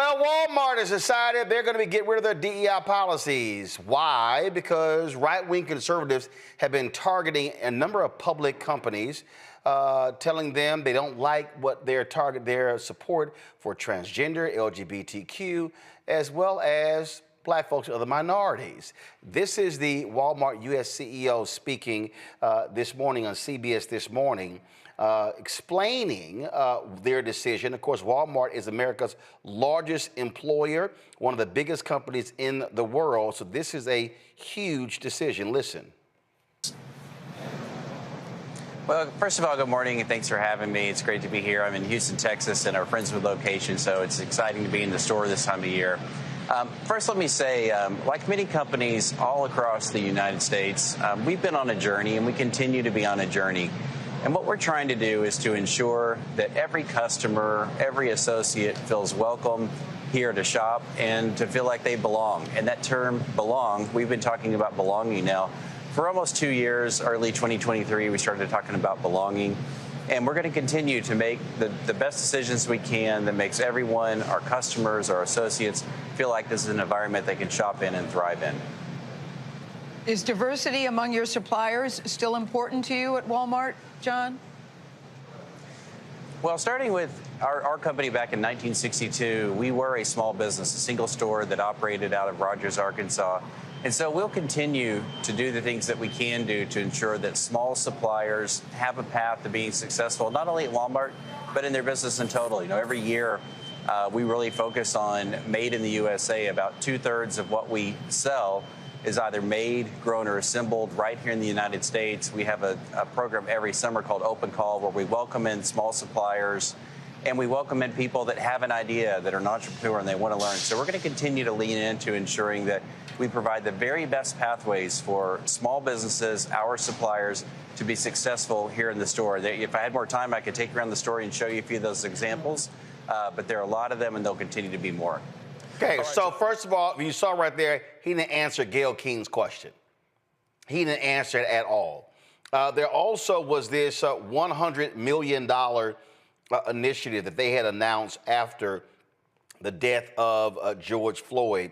They're getting rid of that. It was they also were funding what it was called a Center for Racial Equity, a nonprofit that Walmart launched in 2020. Supposed to be a 5-year initiative, and so that's also being shuttered. Let's just be real, Randy. What's going on here? This is a part of the attack against critical race theory, part of the attack on affirmative action. This is all about the right-wing agenda. They have been targeting Harley Davidson, John Deere, numerous companies. They've been targeting law firms. This is what this is all about. And the problem is corporate America. They're showing how gutless they are. They're showing how they are scared. Oh my God, we don't want to be attacked by Trump and the right. And so that's all this is. And I remember I was in Los Angeles. It was NAACP panel, and it was a DEI panel, and I was going hard. And people were like, dog, why are you going so hard? I said, because I'm trying to tell y'all this is about to end. I said, unless you have a strong counterattack, I said, these white corporations, their knees are going to buckle. They are not going to stand up to these right-wingers. And guess what? All of that stuff, and here we are. It'll be 5 years in May since George Floyd was killed. And I told folk, I said, I'll be shocked if we get to the 5th year. We barely had 3 years. Right. And I want people to know, when you talk about attacking, it's not just that they are writing articles or doing interviews. They are filing lawsuits after lawsuits after lawsuits. These small law firms, but they're powerful, are filing these lawsuits that companies then have to fight against, saying that woke policies or any DEI initiatives are in fact discriminatory, which is completely the opposite of what the problem is. DEI was there to fix discriminatory problems, but they have flipped it around and are using again the term reverse reverse discrimination, reverse racism, which is no such thing as reverse racism. It's not even a real concept. It does not exist. But this is what is the problem. And these corporations are buckling under the pressure. And I really want people to understand the impact of that, because what that means is that a person trying to get a job at Walmart, yes, we understand that's going to be an issue, but also a person who's trying to sell their products in Walmart. They are not going to actively seek out or retain the people they have now that are under any underrepresented group. That's women, that's LGBTQIA, that's Black, Latino, that's Asian, that's people with disabilities, that's women. And so what they're saying is what they're saying is they're evening out the playing ground, because they have said, are trying to suggest that we are all have equal chances in America. We all have equal chance to make it. But what DEI does is it gives us an unfair advantage. Now, it is laughable that I, as a Black woman, has an unfair advantage over a heterosexual white man. We know that's a joke, right? We see who the president of Walmart is, but that's what they're suggesting. And so, of course, the opportunity for me to even sell, to supply, is going to be a problem. But they're to advertise on shows like yours, Martin, Roland, is completely not going to exist. They're going to make it where what they have is what they consider a fair playing ground, and everybody's on it. I mean, it is quite scary that here we have the largest employer saying we no longer will have DEI initiatives, which also means they won't be looking at it. So they won't be looking at how they're functioning as a store. So if the store has employees that 95% of them are white and male, that's fine. There's no one there to check them on it. And that is what the workforce used to look like. DEI was supposed to work against that. That was the only reason that it was formed, is because of biases, people hire like people. And because of our history in this country, most of the people in charge are cishet white males, and they hire white males, and they do business with white males, and they bring in suppliers that are white males, and they pay more to white males. What they're saying though is, no, we now as white males feel as if we've been discriminated against just for the little slice of pie that these DEI initiatives offered to people. And so we'll sue you if they continue. Also, what's scary is that they're wiping out any kind of education. So you're going to have a workforce of people who are not educated on how to deal with people that are different from them. And so the workforce, I promise you, will be hostile. They won't be, if you do get a job there, now it's more difficult if you're from an underrepresented group. But when you do get the job, the chances of being treated well, that you feel included and like you're in a safe environment, those chances have gone down. So, and if Walmart has done it, the sad thing is that other corporations are definitely going to follow suit. So I feel very nervous for everyone involved. I mean, I don't think people, like, again, I know I'm going on and on, but even like truckers, I mean, there's the people who bring in the supplies from people. There are contracts that say, okay, we're going to give 5% of our contracts to minority truckers. Nope. That's gone now. Even that 5% is gone. And so it wasn't like we were getting much in the first place, but it's now non-existent. And even the term DEI, they can't even use the term. They have made it where it cannot be used in any materials or discussed at all. And the term Latinx. If you want to talk about the level of control that these law firms that are doing these lawsuits are having, they're making them so scared to even say the word, much less implement policies. It's dangerous. And, we really need to start having some discussions as Black organizations and as individuals of how we counteract this. This is all because this right-winger right here, Robbie Starbuck, hit them last week and said, I'm going to be releasing a story on all of your woke policies. And so right here, last week I told execs at Walmart that I was doing a story on wokeness there. Instead, we had productive conversations to find solutions. And so Walmart totally caved. Walmart will no longer participate in the human rights campaign's what they call woke corporate equality index. Products. Monitor the Walmart marketplace to identify and remove inappropriate sexual and or transgender products marketed to children.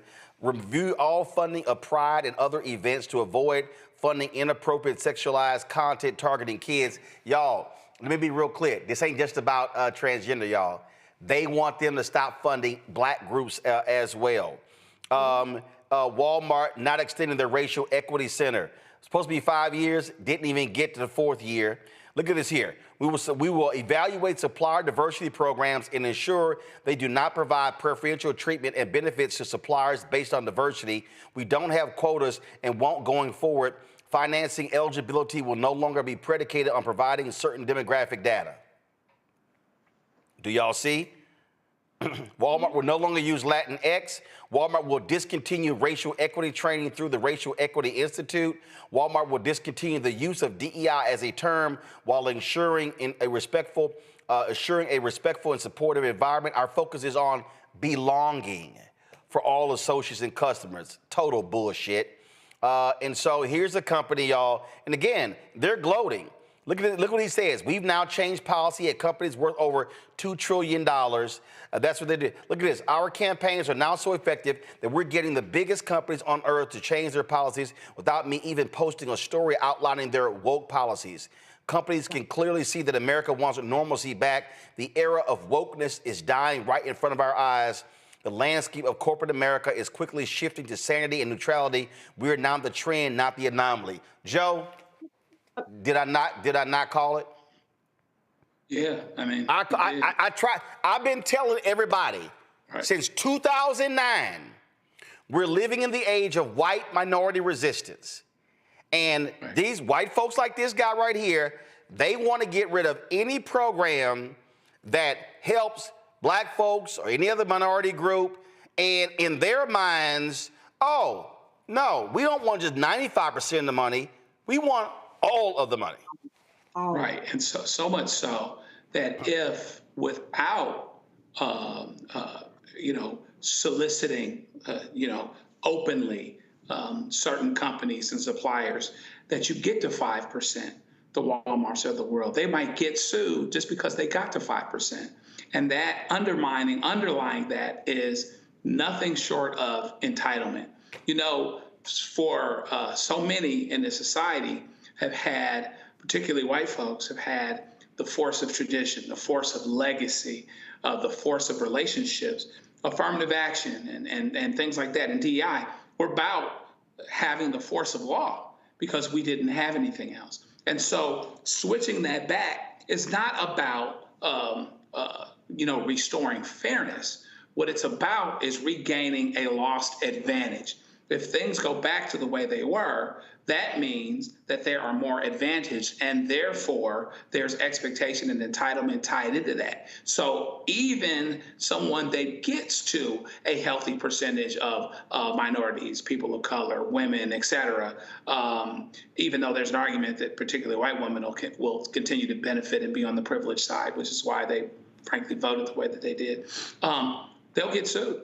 They will get sued for that very reason. So, it's a serious problem. And, we're going to have to decide what we're going to do and how we're going to deal with it, because what they're trying to do is basically go back to the Stone Age and say, all of this is ours. All of this belongs to us. And that's where we should be.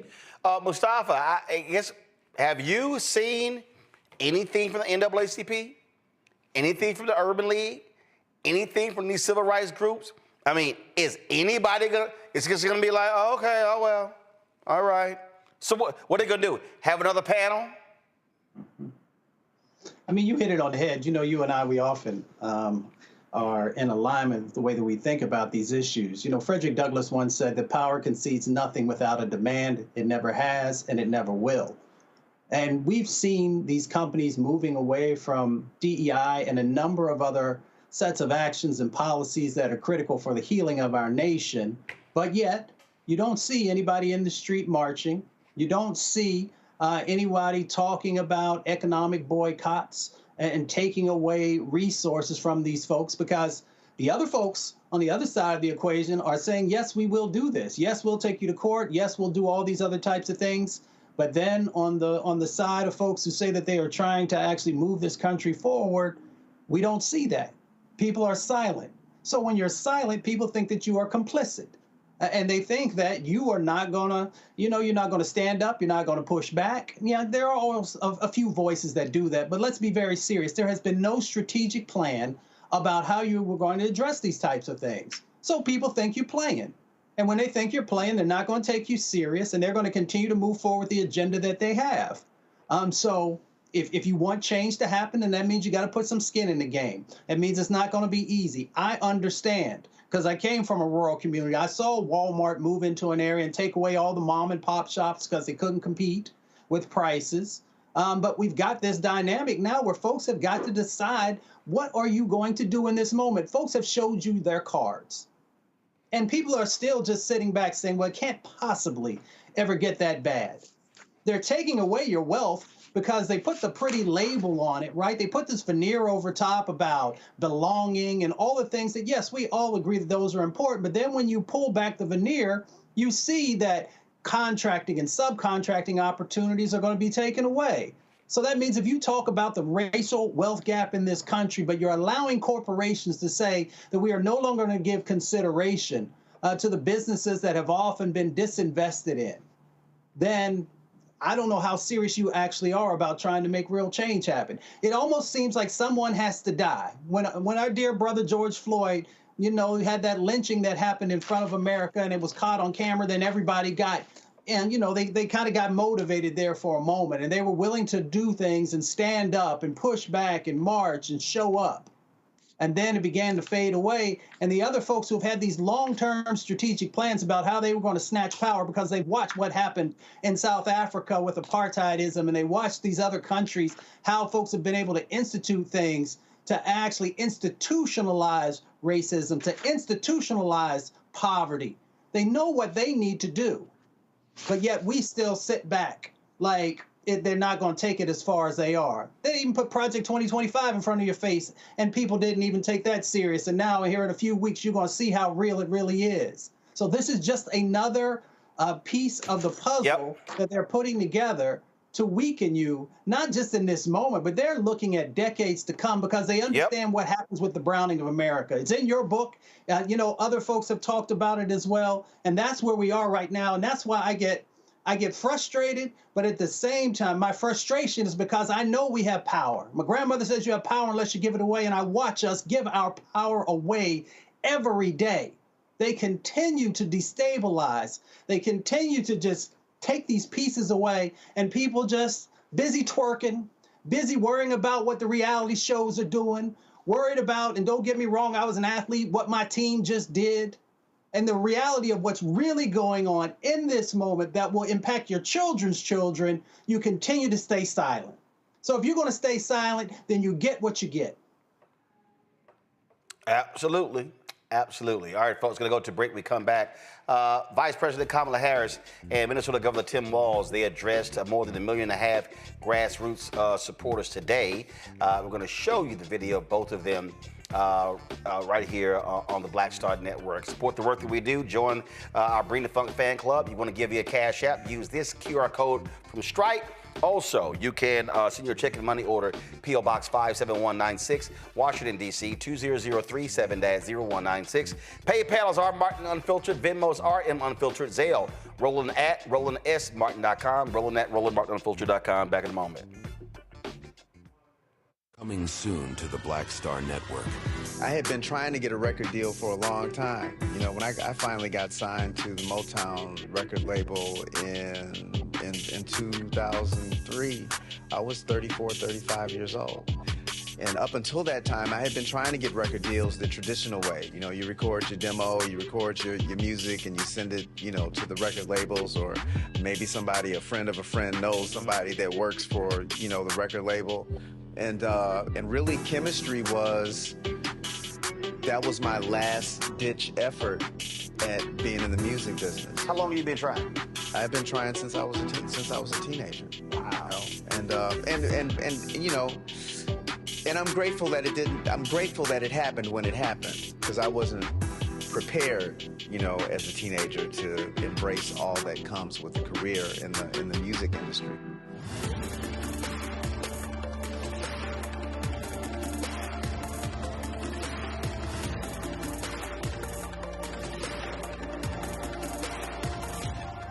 Look, Fanbase is more than a platform. It's a movement to empower creators, offering a unique opportunity for everyday people to invest in Black-owned tech, infrastructure, and help shape the future of social media. Investing in technology is essential for creating long-term wealth and influence in the digital age. The Black community must not only consume tech, we must own it. Discover how equity crowdfunding can serve as a powerful tool for funding Black businesses, allowing entrepreneurs to raise capital directly through their community through the Jobs Act.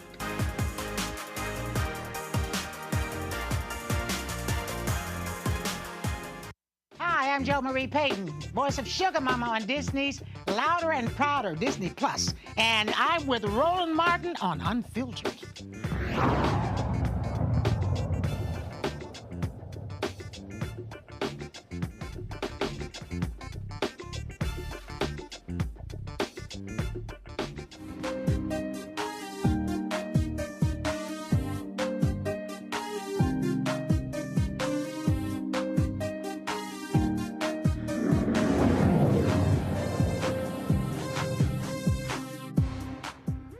North Carolina HBCU is cutting half of its employees to reduce expenses by about $17 million. St. Augustine's University is eliminating 67 staff positions, and some programs will be discontinued. In addition to cutting staff positions, the university plans to terminate 37 full-time faculty jobs and 32 adjunct faculty roles and discontinue certain under-enrolled programs. Over the last year, SAU has had to take substantial measures to stay afloat financially, including taking out a $7 million loan from Gothic Ventures to repay several of its debts. The loan terms include a 26% interest rate, and the school could lose property if it defaults. A 26% interest rate?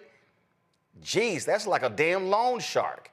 These cuts are an effort to reinstate the university's accreditation before a meeting with the Southern Association of Colleges and Schools Commission in December. Folks, today, Vice President Kamala Harris and Minnesota Governor Tim Walz held a video chat with more than 1 million of their supporters. This is the first time the two of them have addressed their supporters since she conceded the election. Here's what both of them had to say in this live stream that took place about 4 hours ago. Good afternoon, everyone. To everyone who's on the call, I can't express my deep gratitude to you. Personally, of being on this ticket was the privilege of a lifetime to be with Vice President Harris. But as an American, to see you out there and to see the work that you did, to know that you put your heart, your soul, your time, your talent, your treasure into something bigger than yourselves, the promise of this country, a place where everyone belongs, where no one needs to go hungry or be unsheltered, and where differences of opinion can be celebrated and differences of ideas. And you put that out there and you worked hard for it. And for that, I am forever grateful. I also recognize the emotions you're going through. And I share those with you. As the Vice President often says, we weren't running against something, we were running for something. And to watch the joy, the vision, the compassion, the decency that the Vice President brought to this, and that each and every one of you reflected every place we went, the caring and the sense of joy. I know it's incredibly disappointing now, and look, candidly, it's a bit scary because there's a very different vision that's being put out there. But now more than ever, we need the light to shine through. We need to be able to be that hope for the neighbor who's really wondering. We need to be that anchor for the folks who are wondering what's next. And each of you did the work. You took time out of your busy lives and you continued to do it. And it makes a difference. On the campaign trail, I would ask, there will be a day of reckoning when it will be asked, what did you do during the 2024 campaign? Well, I know the people on this call can say everything they possibly could. And for that, as an American, I'm incredibly grateful. And I mentioned that just yesterday, the product of the things the Vice President fought for and the things that she got done. We had the final pot of money from the American Rescue Plan that we were able to put $5 million here in Minnesota into food assistance for hungry families during this holiday season. That's the type of stuff you are fighting for. That's the type of things that make a difference. And those things are just as important now as they were before Election Day. And so I hope all of you take care of yourselves, take care of your families, find the place in your community to heal both yourselves and your community. And then when you're ready to get back in this fight, because it continues on. And I know that I've said it often on the campaign trail, I'm preaching to the choir. I couldn't be prouder to be with a choir that's on this call. You did everything that was asked. I also would have to say, I think all of us saw the possibility. And I know there's a bit of a feeling of loss because we saw what a real leader looks like. We watched a speech on the Ellipse the week before the election where Vice President Harris delivered on the best of America. She delivered the best of our better angels. She delivered a vision where all of us mattered. She did it with grace and dignity and continued to do that every single day. She is still in this fight. She is doing it every single day. She is not done with her current job, and she's not done being part of it with all of you. And as I said, personally, it was a privilege to be on this ticket. It was a personal privilege to be able to become friends with an incredible leader, which someone who was willing to take on some of the toughest fights and continues to do so. And I would just ask all of you to join me in welcoming our Vice President, Kamala Harris. Thank you, Tim. Thank you. Back at you, brother. You are such an extraordinary leader, and we have become lifelong friends. I just, in front of everyone, I want to thank you, Tim. You lead with courage. You lead with heart. You see the people. You care about the people. You believe in uplifting the dignity to which all people are entitled, and you do it and you have a sense of fun when you're doing it. But you are an extraordinary leader, and obviously the people of Minnesota are very, very lucky to have you there. But you are a national leader and a dear friend, and thank you. Noel, thank you for your work in Pennsylvania and all that you did for our campaign. And let me just say to everyone on this call, I am so grateful for you, and I'm so thankful to you. I'm thankful for your love of our country and your willingness to put the work into it. I'm thankful for the faith that you put in me and Governor Walz and our team. And I am thankful because I know your character is such that you're not going to get knocked down. And you're in this fight. And you're in it for all the right reasons. And I know that about you. It's why you're part of this call right now and all the work that you did over those 107 days and even before. That's your nature. And the outcome of this election obviously is not what we wanted. It is not what we worked so hard for. But I am proud of the race we ran. And your role in this was critical. What we did in 107 days was unprecedented. Think about the coalition that we built, and we were so intentional about that. You would hear me talk about it all the time. Being a daughter of parents who are active in the civil rights movement, I know and believe that the best movements that are about progress in our country mean that it's leaders that we are dedicated to the coalition, to bringing people together that seemingly have nothing in common, but have everything in common. A coalition where we bring people together based on a deep love of our country and our understanding that the strength of our country will be a function of our willingness to put in the work, and that we will do that work with a sense of joy, yes, with a sense of work ethic and understanding it's going to be hard, but it's good work. It's good work. To be engaged in a collective fight for America's future. And it means so much to me and to Governor Walz that you knocked on doors, you called friends, you called in favors. You said, hey, I showed up at your softball game. Now I need you to show up at the campaign office. You put in the time. It was personal for you. And you gave all that you could to support our campaign. Because of your efforts, get this, we raised an historic $1.4 billion, almost $1.5 billion from grassroots supporters alone, the most in presidential campaign history. Nearly 8 million donors contributed an average donation of about $56 to fuel our people-powered campaign. And understand that the work that we did included the work that so many of you here did, which is to talk to first-time voters. Many of you are first-time voters. And to talk about how being involved can make a difference. And that remains true. And that's one of the pieces that I just want us to please take away, that our fight for freedom and for opportunity and for the promise of America, it included, for example, nearly almost 4 million first-time contributors to our campaign because of the work you did of helping people know that they can be engaged and that they're not outside, that they're inside, that we're all in this together. And that work continues. The work must continue of reminding ourselves that we have an ability to stay engaged in a way that will make a difference. The work that you all did, it's going to have lasting effect. Again, I'll say, the election didn't turn out like we wanted it to. Certainly not as we planned for it to. But understand that the work we put into it was about empowering people. That's the spirit with the work we did.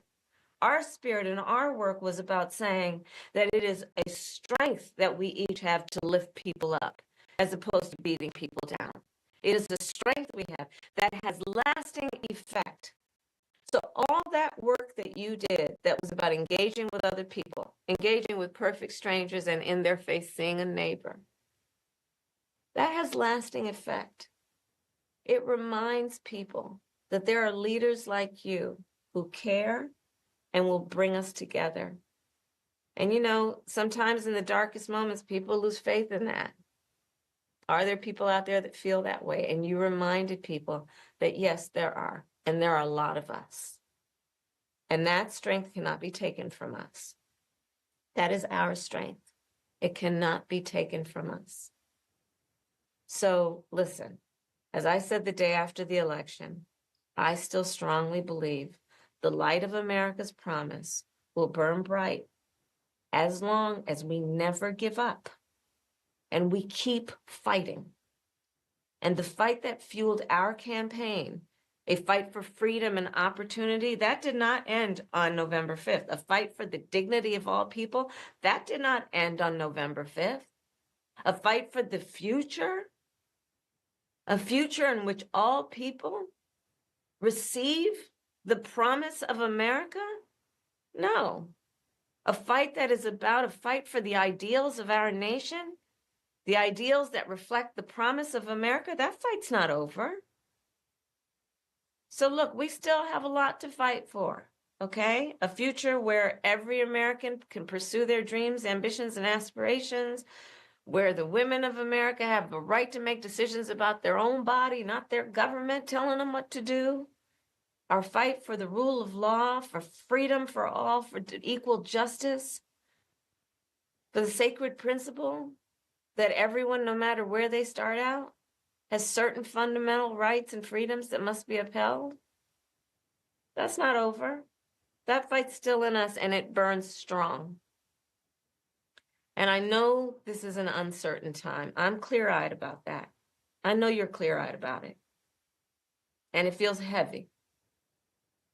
And I just have to remind you, don't you ever let anybody take your power from you. You have the same power that you did before November 5th. And you have the same purpose that you did. And you have the same ability to engage and inspire. So don't ever let anybody or any circumstance take your power from you. Look, this mission that we have, it takes hard work. But as you've heard me say many times, we like hard work. Hard work is good work. Hard work can be joyful work. And in doing our work, we will remain committed and intentional about building community, building coalitions, reminding people that we all have so much more in common than what separates us. We will be armed with the faith and the fuel that tells us what is possible and then drives us to achieve it. So let's continue to organize and mobilize and stay engaged. And I thank you all. I thank you all. We are all in this together, all right? We are all in this together. And on this practical eve of Thanksgiving, I wish everyone a happy Thanksgiving with the ability and to find the ability at this moment to just remember there is so much to be thankful for. And so I wish for you that you are surrounded by the people you love and who love you. As you know, I encourage you to be around family in whatever way you compose that family, but to take a moment and just reflect on all the good you have done and all the good you have yet to do. We are powerful, those of us who love our country, and we got a lot of work to do. And with that, I will hand it over to Noel. Thank you all, and happy Thanksgiving from Doug and me and our family. All right, let's go to our panel here. Mustafa, we've seen some reports where the vice president is potentially talking about another run in 2028, potentially running for governor of California next year. That's also being discussed. And the other thing is, or the creation of her own organization, which will allow her to continue to advocate on issues, also champion folks who she wants to run for office. Your thoughts on what the next step should be for Vice President Kamala Harris? Well, I think that those things are all incredibly important. So I appreciate the words that they shared. But if we remember, after Donald Trump lost, one of the first things that they put together was that America First Policy Institute, which was the think tank, right? And now you see a number of folks who are part of that, who are part of his administration.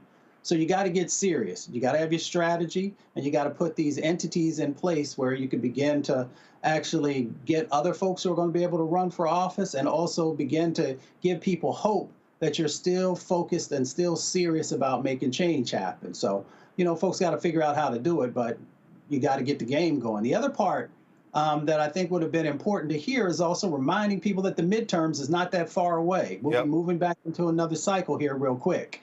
So I love the fact that, if the vice president's going to run for governor, that's great. But we've got to be thinking about all of these, both federal races, but what's going on in the state and the county and the local level in the midterms that are coming up. So for me, those are the things that you focus on if you're serious about getting us back on track. Absolutely. I think also, looking at what did not work, exactly what went on. The General Manley Dillon, David Plouffe, Stephanie Cutter, Quentin Folks, they went on Pod Save America, Randy, where they talked for an hour and a half about the campaign. Frankly, I listened to about 30 minutes of it, and all it did was piss me off because I frankly heard a bunch of bullshit, a bunch of excuses, and frankly, I heard crap from 4 people who completely missed it. They're whining, complaining, talking about how the media, like they learn. Just turn the audio up. Listen to this. We women don't get far in life talking about double standards, so that's not the point. But I do think a narrative, 107 days, 2 weeks fucked up because of a hurricane, 2 weeks talking about how she didn't do interviews, which, she was doing plenty, but we were doing in our own way. We had to, be the nominee, had to find a running mate and do a rollout. I mean, there was all these things that you kind of want to factor in, but real people heard in some way that we were not going to have interviews, which was both not true and also so counter to any kind of standard that was put on Trump that I think that was a problem. And then on top of that, we would do an interview, and to Stephanie's point, the questions were small and processy and about like...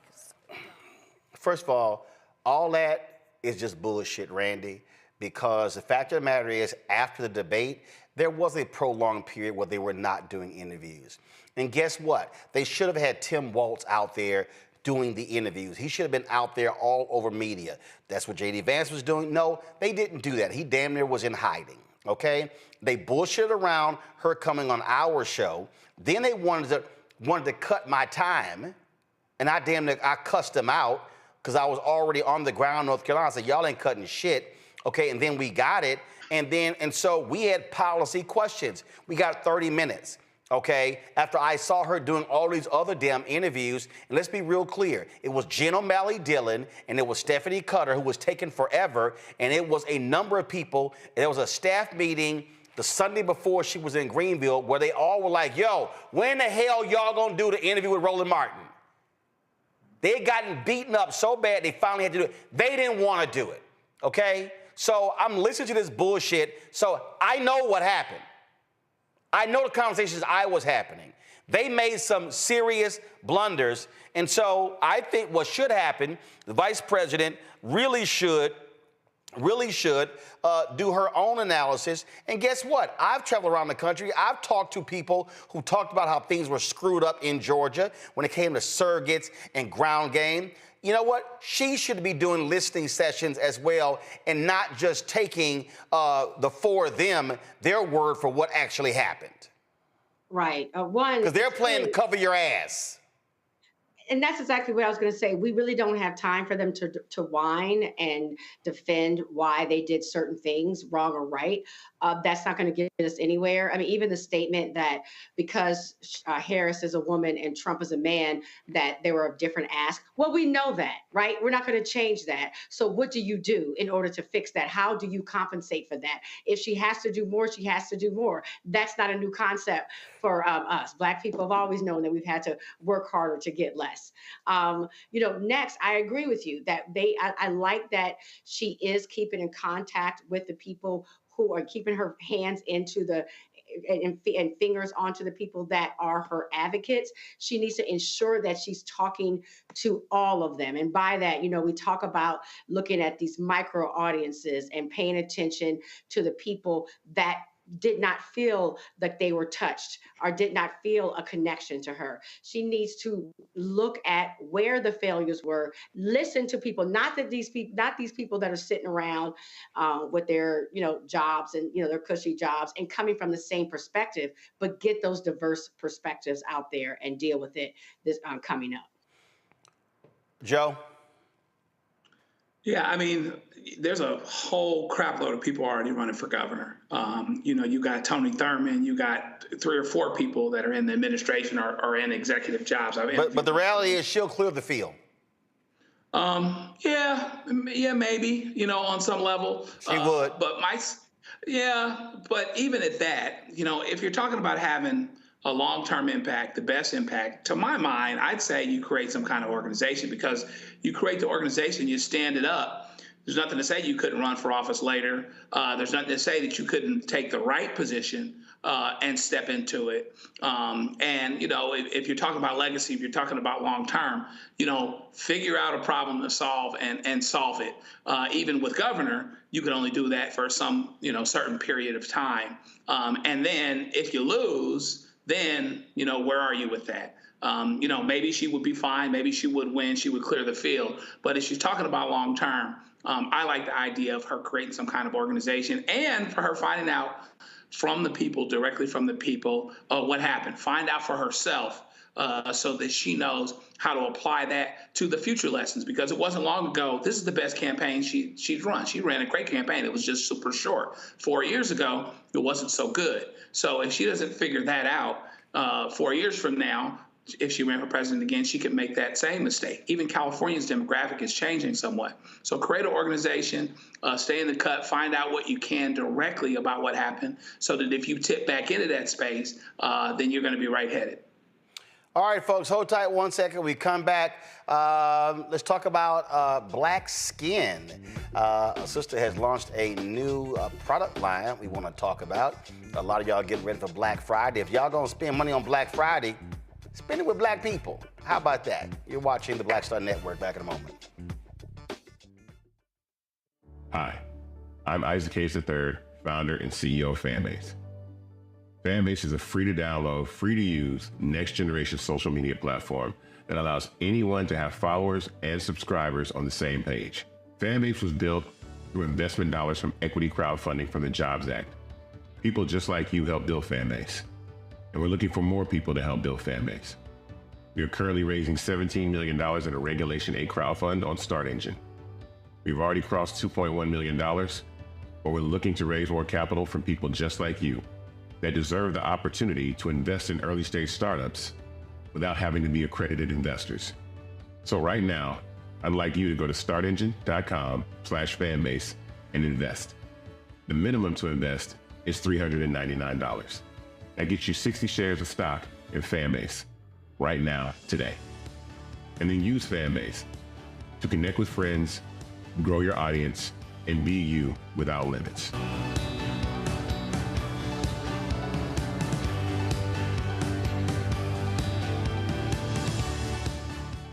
Coming soon to the Black Star Network. I had been trying to get a record deal for a long time. You know, when I finally got signed to the Motown record label in 2003, I was 34, 35 years old.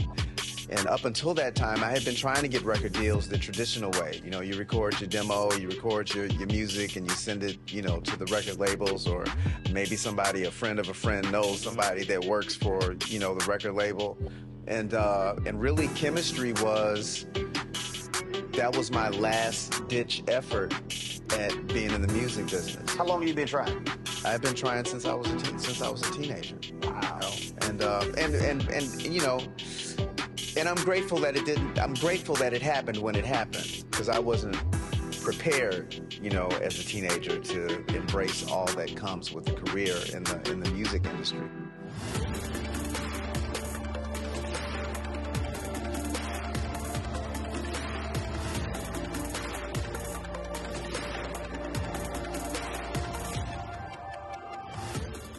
This is Reggie Rock Byford. You're watching Roland Martin, unfiltered, uncut, unplugged, and undamn believable. You hear me?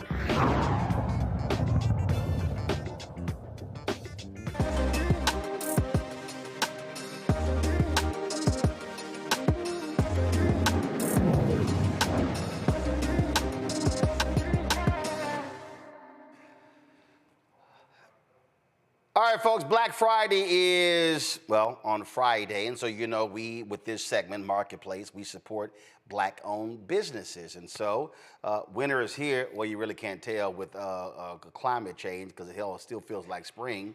But how we treat our skin is critically important. There's a lot of stuff out there that's not necessarily designed to actually help us as people who are a bit melanated. My next guest, her company really deals with this, and so she has launched a line of products. Dr. Glenisha Noseworthy, I guess I was gonna mess with you on that one, so you know, you like, no. She's the CEO and founder of Glow by Glenn Facial Optimization, and so she's here to tell us about, again, this product line. So what's happening? Hello, how are you? Great. So how long were you working on this? A little over 2 years, so Really? It's been a good bit of while. Yeah, working on it, perfecting my craft. Okay, all right then. So you're based in New York City, and Yes. so you're an actual doctor. So explain that in terms of your medical expertise. So I am an internal medicine physician. I practice integrative aesthetics. I'm also known as a beauty hacker, and my beauty philosophy emphasizes how internal health affects external beauty. Okay, so again, explain that. Yes. Because there are all types of doctors, and the one thing a lot of people don't do is they really don't focus on their skin, which is kind of important. It's very important because the skin is the largest organ of the body, and the skin reflects what's happening internally. So whether you have different medical conditions like diabetes or hypo or hyperthyroidism or hormone imbalance, woman, as you go through different periods of your life and you have changes in your hormone levels, your hair, your skin, your nails, those things are all changing. So The skin being the largest organ of the body, it is reflecting a lot of what's happening internally, so it's very important. All right, so a lot of black folks also assume that we don't have to use sunscreen when we go outside. There's also this assumption that, well, if we're going to be out there for a prolonged period of time, then we can use sunscreen. And when you and I were talking in New York, you said a lot of these sunscreen products ain't good for us. So explain. It's not that sunscreen isn't, a lot of them aren't good for us. It's really that there's different types of sunscreens. There's chemical and mineral. Chemical sunscreens work by absorbing the UVA and UVB rays and turning it into heat, where mineral sunscreens actually bounce the UVA and UVB rays off of the skin. And the problem is that you want to try to avoid chemical as much as possible. Mineral tends to be better because it's a safer product. It's made from things that are natural to the earth, which are minerals. And with mineral sunscreens, there typically aren't a lot of brands or companies that we can apply to melanin-rich skin without leaving a white cast. So for example, I have patients who have different autoimmune conditions, and autoimmune conditions are most prevalent amongst women of color especially. Things like lupus. Exactly, yes. So lupus specifically, I can talk about a patient that I have that has lupus, and she cannot go out, whether it's summer, winter, spring, or fall, without applying liberal sunscreen, specifically mineral. And I was tired of seeing her with a white cast because we're melanin rich and we need to show off our beautiful skin. So when you're using mineral sunscreen and it's leaving, we need to be glowing. We need to glow. So I take it, hence glow. Yes. Got it, all right. So my mineral sunscreen specifically, it has 25% mineral oxide, which is one of the highest percentages of zinc that you're gonna get on the market, and it does not leave a white cast. So you can apply several layers and you still get to see your melanin-rich, beautiful skin. Okay, all right, so let's walk us through this here, the product line here. What you got? Yes, so this is a medical grade skincare line. There are patented— How many different products? 12 products in total. I have 11 here today. There's patented technology that allows for deeper, more efficient penetration of the active ingredients. That's really important because you're getting the value for the product that you're using versus using a certain ingredient, let's say a hyaluronic acid that you purchase from a typical beauty supply store and you're using it for a month to see the benefit. With my product line, because of the patented technology and the high percentages of the active ingredients, you're seeing an immediate improvement in your skin. So we'll start with the cleanser. It is packed with antioxidants and botanicals. It is a gentle cleanser. This one right here? Yes. Okay. It's packed with antioxidants and botanicals. It does not dry out the skin. You can use it to remove makeup. It's not going to make you feel stripped. And then you can follow up. So whatever you're a dude and you don't wear makeup. You can use it either whether you're using makeup or not using makeup. So I typically do not use traditional makeup wipes. I just don't like how it feels. So I will just use the cleanser and I'll double cleanse, use a cloth and remove my makeup. Okay. And it cleans the skin perfectly well without overstripping or drying the skin. All right, next. Then next is the antioxidant mist, the Glow Green Tea Antioxidant Mist, which also is packed with antioxidants and botanicals. You can use it as a toner, or you can use it as a refreshing mist. And the thing that I love about that product is that it also has some added chamomile and lavender, so it feels like a 5-star luxury experience. Yeah, you spray it, and I was kind of like, you're like, does it feel like you're at a spa? Yes, like, it does. It's an amazing, I personally love that, that second step in my skincare routine.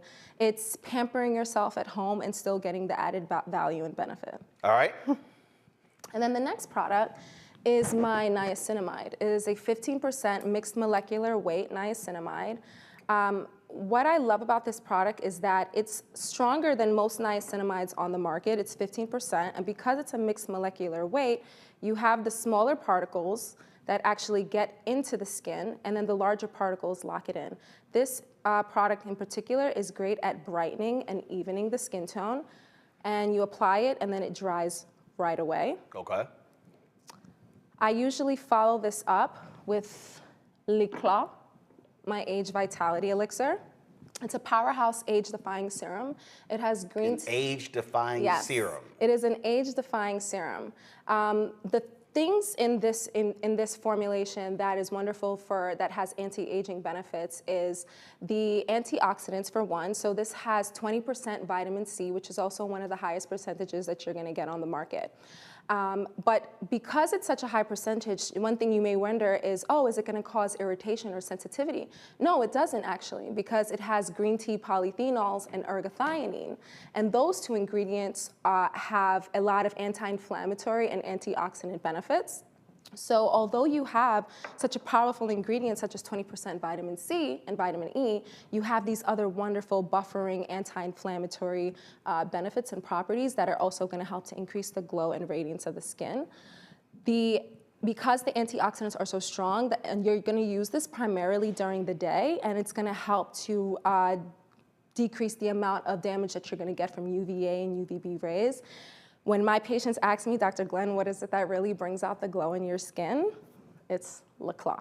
If I had to pick one thing here, it's definitely this serum. Now, are you using these every single day, or for some a few times a week, not daily? So. Yeah, so there's a good majority of them that I use every day.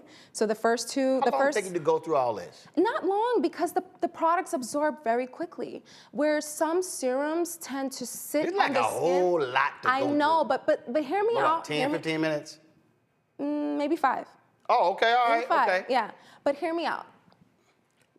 Before creating my product line, I used to feel like my products would just sit on my skin. I am very particular with texture, feel, and efficacy. It was really important for me to create a product line that not only looked good, felt good, smelled good naturally without artificial fragrances, but works. That was very important. So what was really important to me is that it absorbs quickly, absorbs well, doesn't leave a cast or film. I have 3 or 4 of these products under my makeup right now. And it applies quickly, it applies smoothly, it absorbs really well, and it feels good. So yes, I use about 5 products in the morning and at night, and then some of them I alternate. I'll move on to the next product, so I'll explain a little bit more about what products I alternate. So the next thing that I use is the Clarté Phytocorrector. So this calms, soothes, and repairs the skin. It has chlorophyll and cannabis in it, in addition to hyaluronic acid. You trying to get folks high? No, but cannabis has wonderful healing properties, and it's great. It has great anti-inflammatory benefits. And me being a Caribbean woman, you know, I appreciate from Jamaica. Man. Both parents are from Jamaica. I appreciate the healing properties of cannabis, especially in the medical field as a physician. So this product is really great for people who have no cannabis in there. This product is really great for people who have eczema, and of rosacea. Course it's green. It's green, yeah, and it's a natural green. It comes from the actual beautiful color of the plant, so you see the real benefits. All right. So I use those 3 in the morning, and then at night, I alternate between these last 2 products. So the serums are really the powerhouse of the line. You have your cleanser, your toner, your moisturizers, your sunblock, but the serums are really the workhorses, so I really stress the use of those. But these last 2 products are the Glow Lactic Elixir, which is a lactic acid that has peptides, a very special formulated peptide complex. So lactic acid is great for exfoliating the skin. It's a gentle exfoliation. What I specifically love about that product is that even if you have sensitive skin, such as someone with eczema or psoriasis, you can still use this lactic acid 2 to 3 nights a week. And when I use it, it makes my skin feel velvety soft.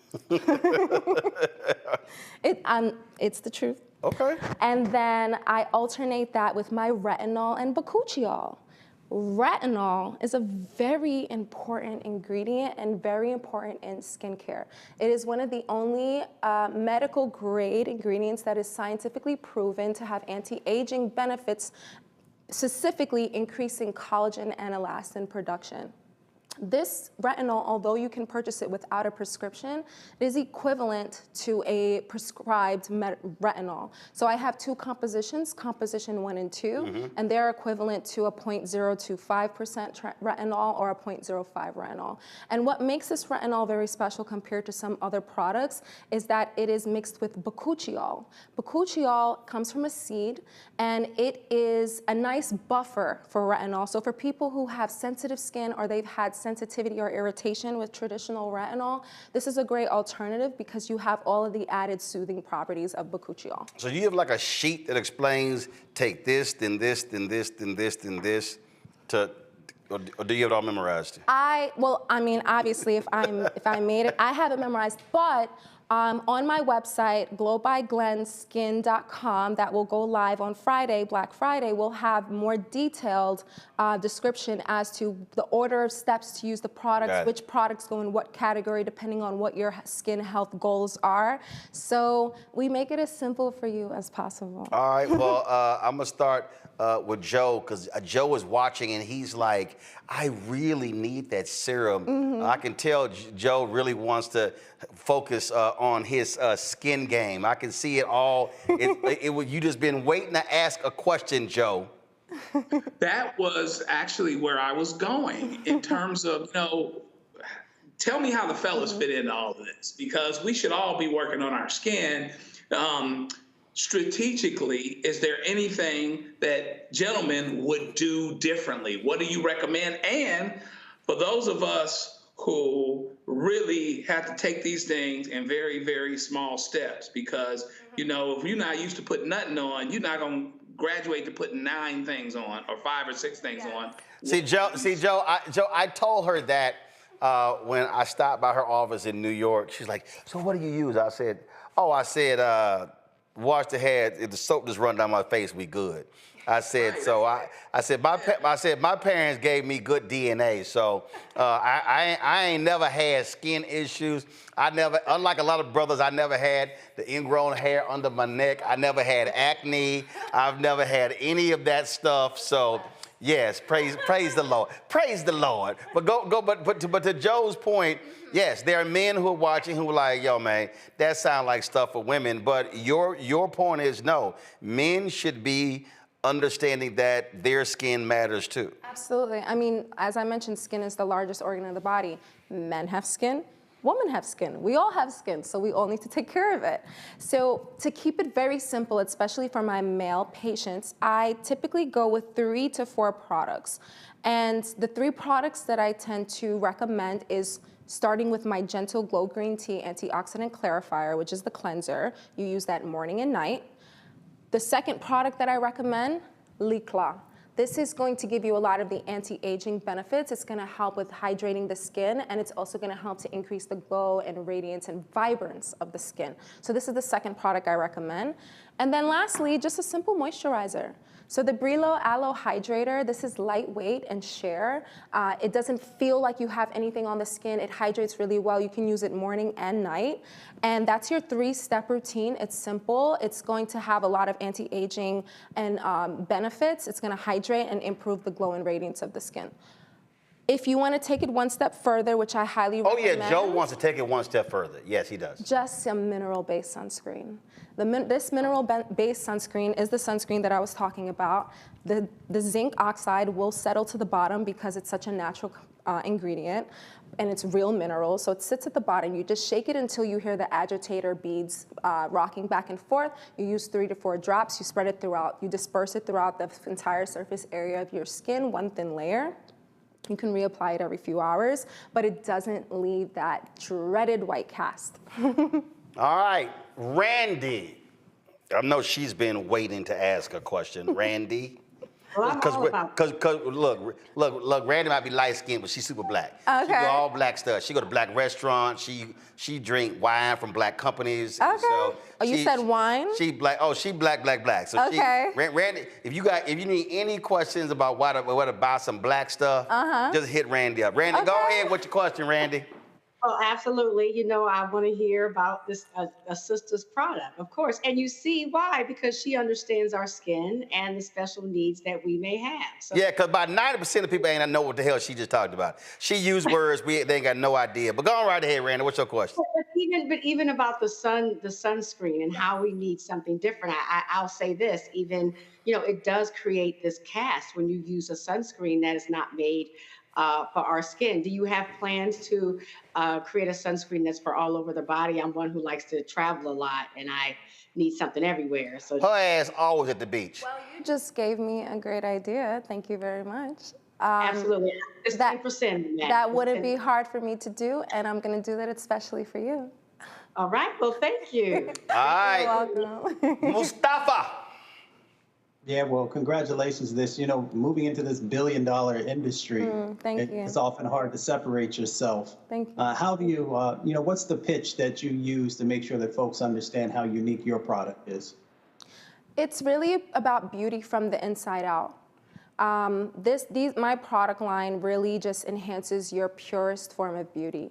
And because the skin is the largest organ of the body, you know, you really want to have that internal approach. So having highly effective, you know, medical grade ingredients that's really going to work in a short period of time. Nobody likes to wait for long-term results. People want to see improvements in their skin over a short period of time. So my patients, when they start to use the product line, within 24 to 48 hours, they're waking up and they're already seeing an improvement in the glow and radiance of their skin. The skin is like a plant. You water it, you give it a little bit of a natural fertilizer, and you watch it grow and flourish. So long story short, my product line helps to just enhance your purest form of beauty. And again, so, because someone sent me a text, they were like, what, 5 different products? But your point is you don't have to use all of them. Your point is they're serving different purposes. Exactly. So I created the line to really serve all of the basic concerns, skin concerns that people have. Whether you're looking to brighten and even out your skin tone, because that is a major concern, especially that women of color come to me about. They have uneven hyperpigmentation, maybe from melasma after having children or from acne scars, and they're looking to brighten and even their skin tone. So if you're looking for that, then I have 1 or 2 products specifically for that. Because I was joking with you when I went by your office, I was joking with you because I play lots of golf. Yeah. And as a result, there literally is, like, I a line of see all the time, like there's a line like right here. Yeah. I'm always wearing baseball caps. Yes. Where it's like right here, it's all much darker than right above. And you were like, hey, this is what can be done to even that out. Like anybody watching right now could actually see it right here because I wear it because I'm always on the golf course and I'm wearing baseball caps. So specifically for that concern, we want to use non-prescription based skin brightening agents, so that way you can use it for a long period of time without worrying about any side effects from prescriptions. Okay, not skin bleaching. No, it's not skin bleaching, but it would be my skin brightening pads that has kojic acid, bearberry, and other natural botanical ingredients that help to brighten and even skin tone, and sunscreen. That's it. These are the 2 ingredients that I would say to help even out your skin tone and protect it from further hyperpigmentation. All right. Last round. Any other questions from panelists? Joe, Randy, and Mustafa. You got a second question? Well, I think a question that you always have to ask when there are new products that are coming out. For, you know, many of the others, there's testing that's done. Some used to do animal testing. Others have now moved forward with that. Can you talk about, you know, in the development of your products, how you got to where you are and what's a part of that process? Mustafa used to work at the Environmental Protection Agency, Okay. so he's Mr. Environment. Go right ahead. So these products have not been tested on animals, and the products are also FDA approved, and the different patented technology and the formulas have been published in the JDD, the Journal of Drugs and Dermatology. All right. That means she got her shit together. All right, y'all. So the website goes live on Friday. So let's pull up, if y'all want more information on Glow by Glenn. So here you're right there, Facebook, Glow by Glenn. Email is hello@globyglen.com. Instagram, follow her at Glow by Glenn, GLOBYGLEN. And you said the website goes live on Friday, 9 a.m. Okay, what's the website? Glow by Glenn Skin. Okay, so we don't have it up there, So pull it back up, the graphic back up. Your website is glowbyglenmd.com for your practice. Yes. But again, so the website for folks to get products is glowbyglenskin.com. glowbyglenskin.com. Do we have a promo code or anything? Do we have anything? What do we have? All right, y'all tell me later. There's going to be a Black Friday sale website-wide on Friday. No promo code needed. Okay, all right, so because a lot of times folks have one just for our folks. Oh. But that's cool. So glowbyglenskin.com, and it goes live at 9 a.m. on Friday. Correct. All right, Doc, well, appreciate it. Of course, it was a pleasure having me. All right, thanks a bunch. All right, you're welcome. Let me thank Joe, Randy, and Mustafa for being on today's show. Thank you so very much. But hey, before I do go, pull up the video. Y'all know when we had Will Downing on the show, I know a lot of y'all getting ready for Thanksgiving. A bunch of y'all cannot cook. Real quick, Joe, are you cooking or are you eating? What are you doing? Actually, I'm gonna do some cooking. I'm gonna go a little off the thing a little bit. What your ass cooking? I'm gonna do a pork roast. I'm kind of regular with mine. I'm gonna do a pork roast. We're gonna hop together some sides, and then that's gonna be low key though, just me and the wife. Okay, Randy, what you doing? I'm actually only having to cook pie, so I'm cooking a chocolate bourbon pecan pie and a sweet potato pie. Yeah, shit, no, you have alcohol in your pie. Mustafa, what you doing? I'm eating my mama's food. That's what I'm doing. Same thing. Listen.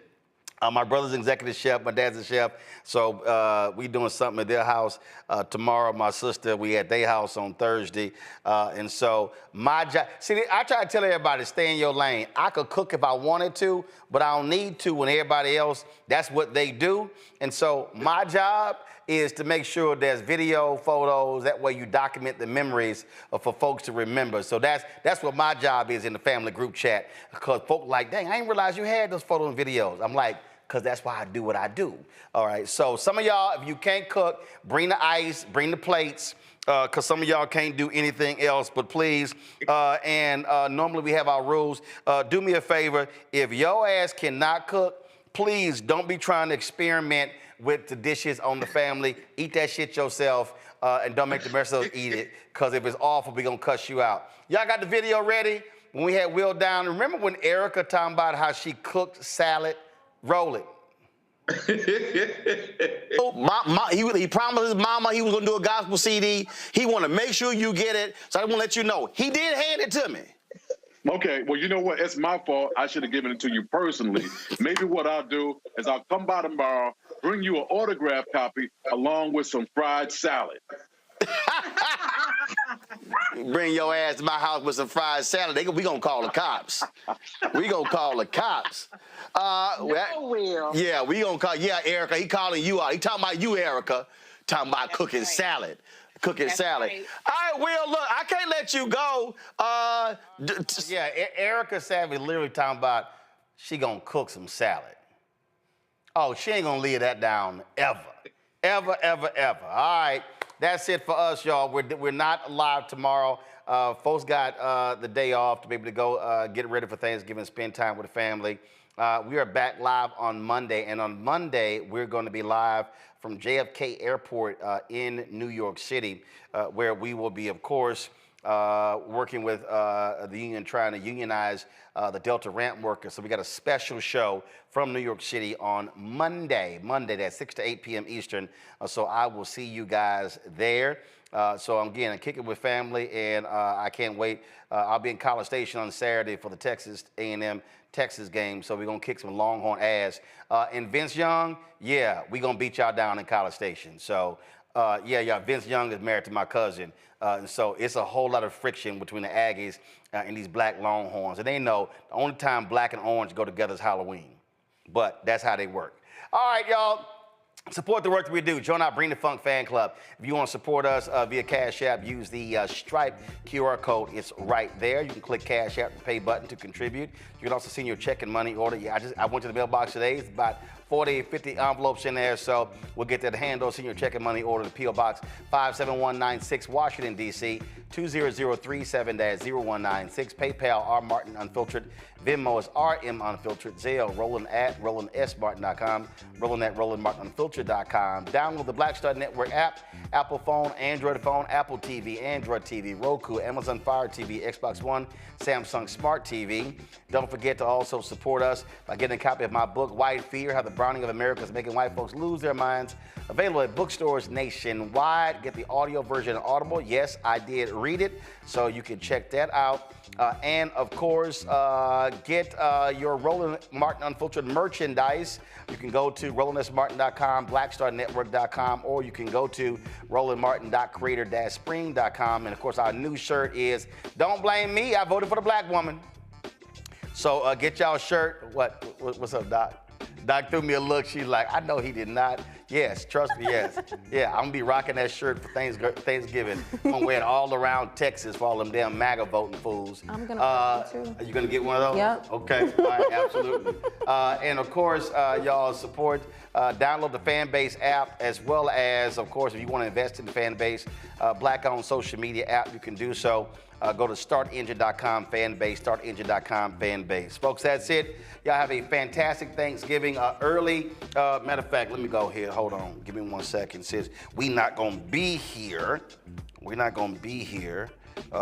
so let me show the photo right now. Give me 1 second. Hold on. Where we at? Roku. Oh, Roku. 1 second. All right, y'all. So shout out my mama. My mama turned 77 years old on Saturday, November 30th. And so early happy birthday to mama. I'll see you. And you know you got to have my pineapple cream cheesecake baked. You know how this works, mama. The family get that one, but I get my own one. Just let you know how that's how. Just let mama know that we have the same birthday. Oh, really? All right, then. Well, Dr. Glenn, happy early birthday. Thank you. Absolutely. And so we'll do that. But she already knows. She already on the clock. She got to have that cake ready. She be trying to get out of that cake. I'm like, they ain't happening. So you know the job you got to do. So go and get them damn ingredients and go make sure that cake is ready when I get to Houston. We ain't trying to start no static. But she know. I'm sure she's listening. She know. Oh, she know. She know how I roll. All right, y'all, that's it. I'll see y'all on Monday. Have a fantastic Thanksgiving. Enjoy your family. And if any MAGA people want to come over, tell them they can't. Tell them go eat with Trump. All right, y'all. I'll see y'all on Monday. Holla!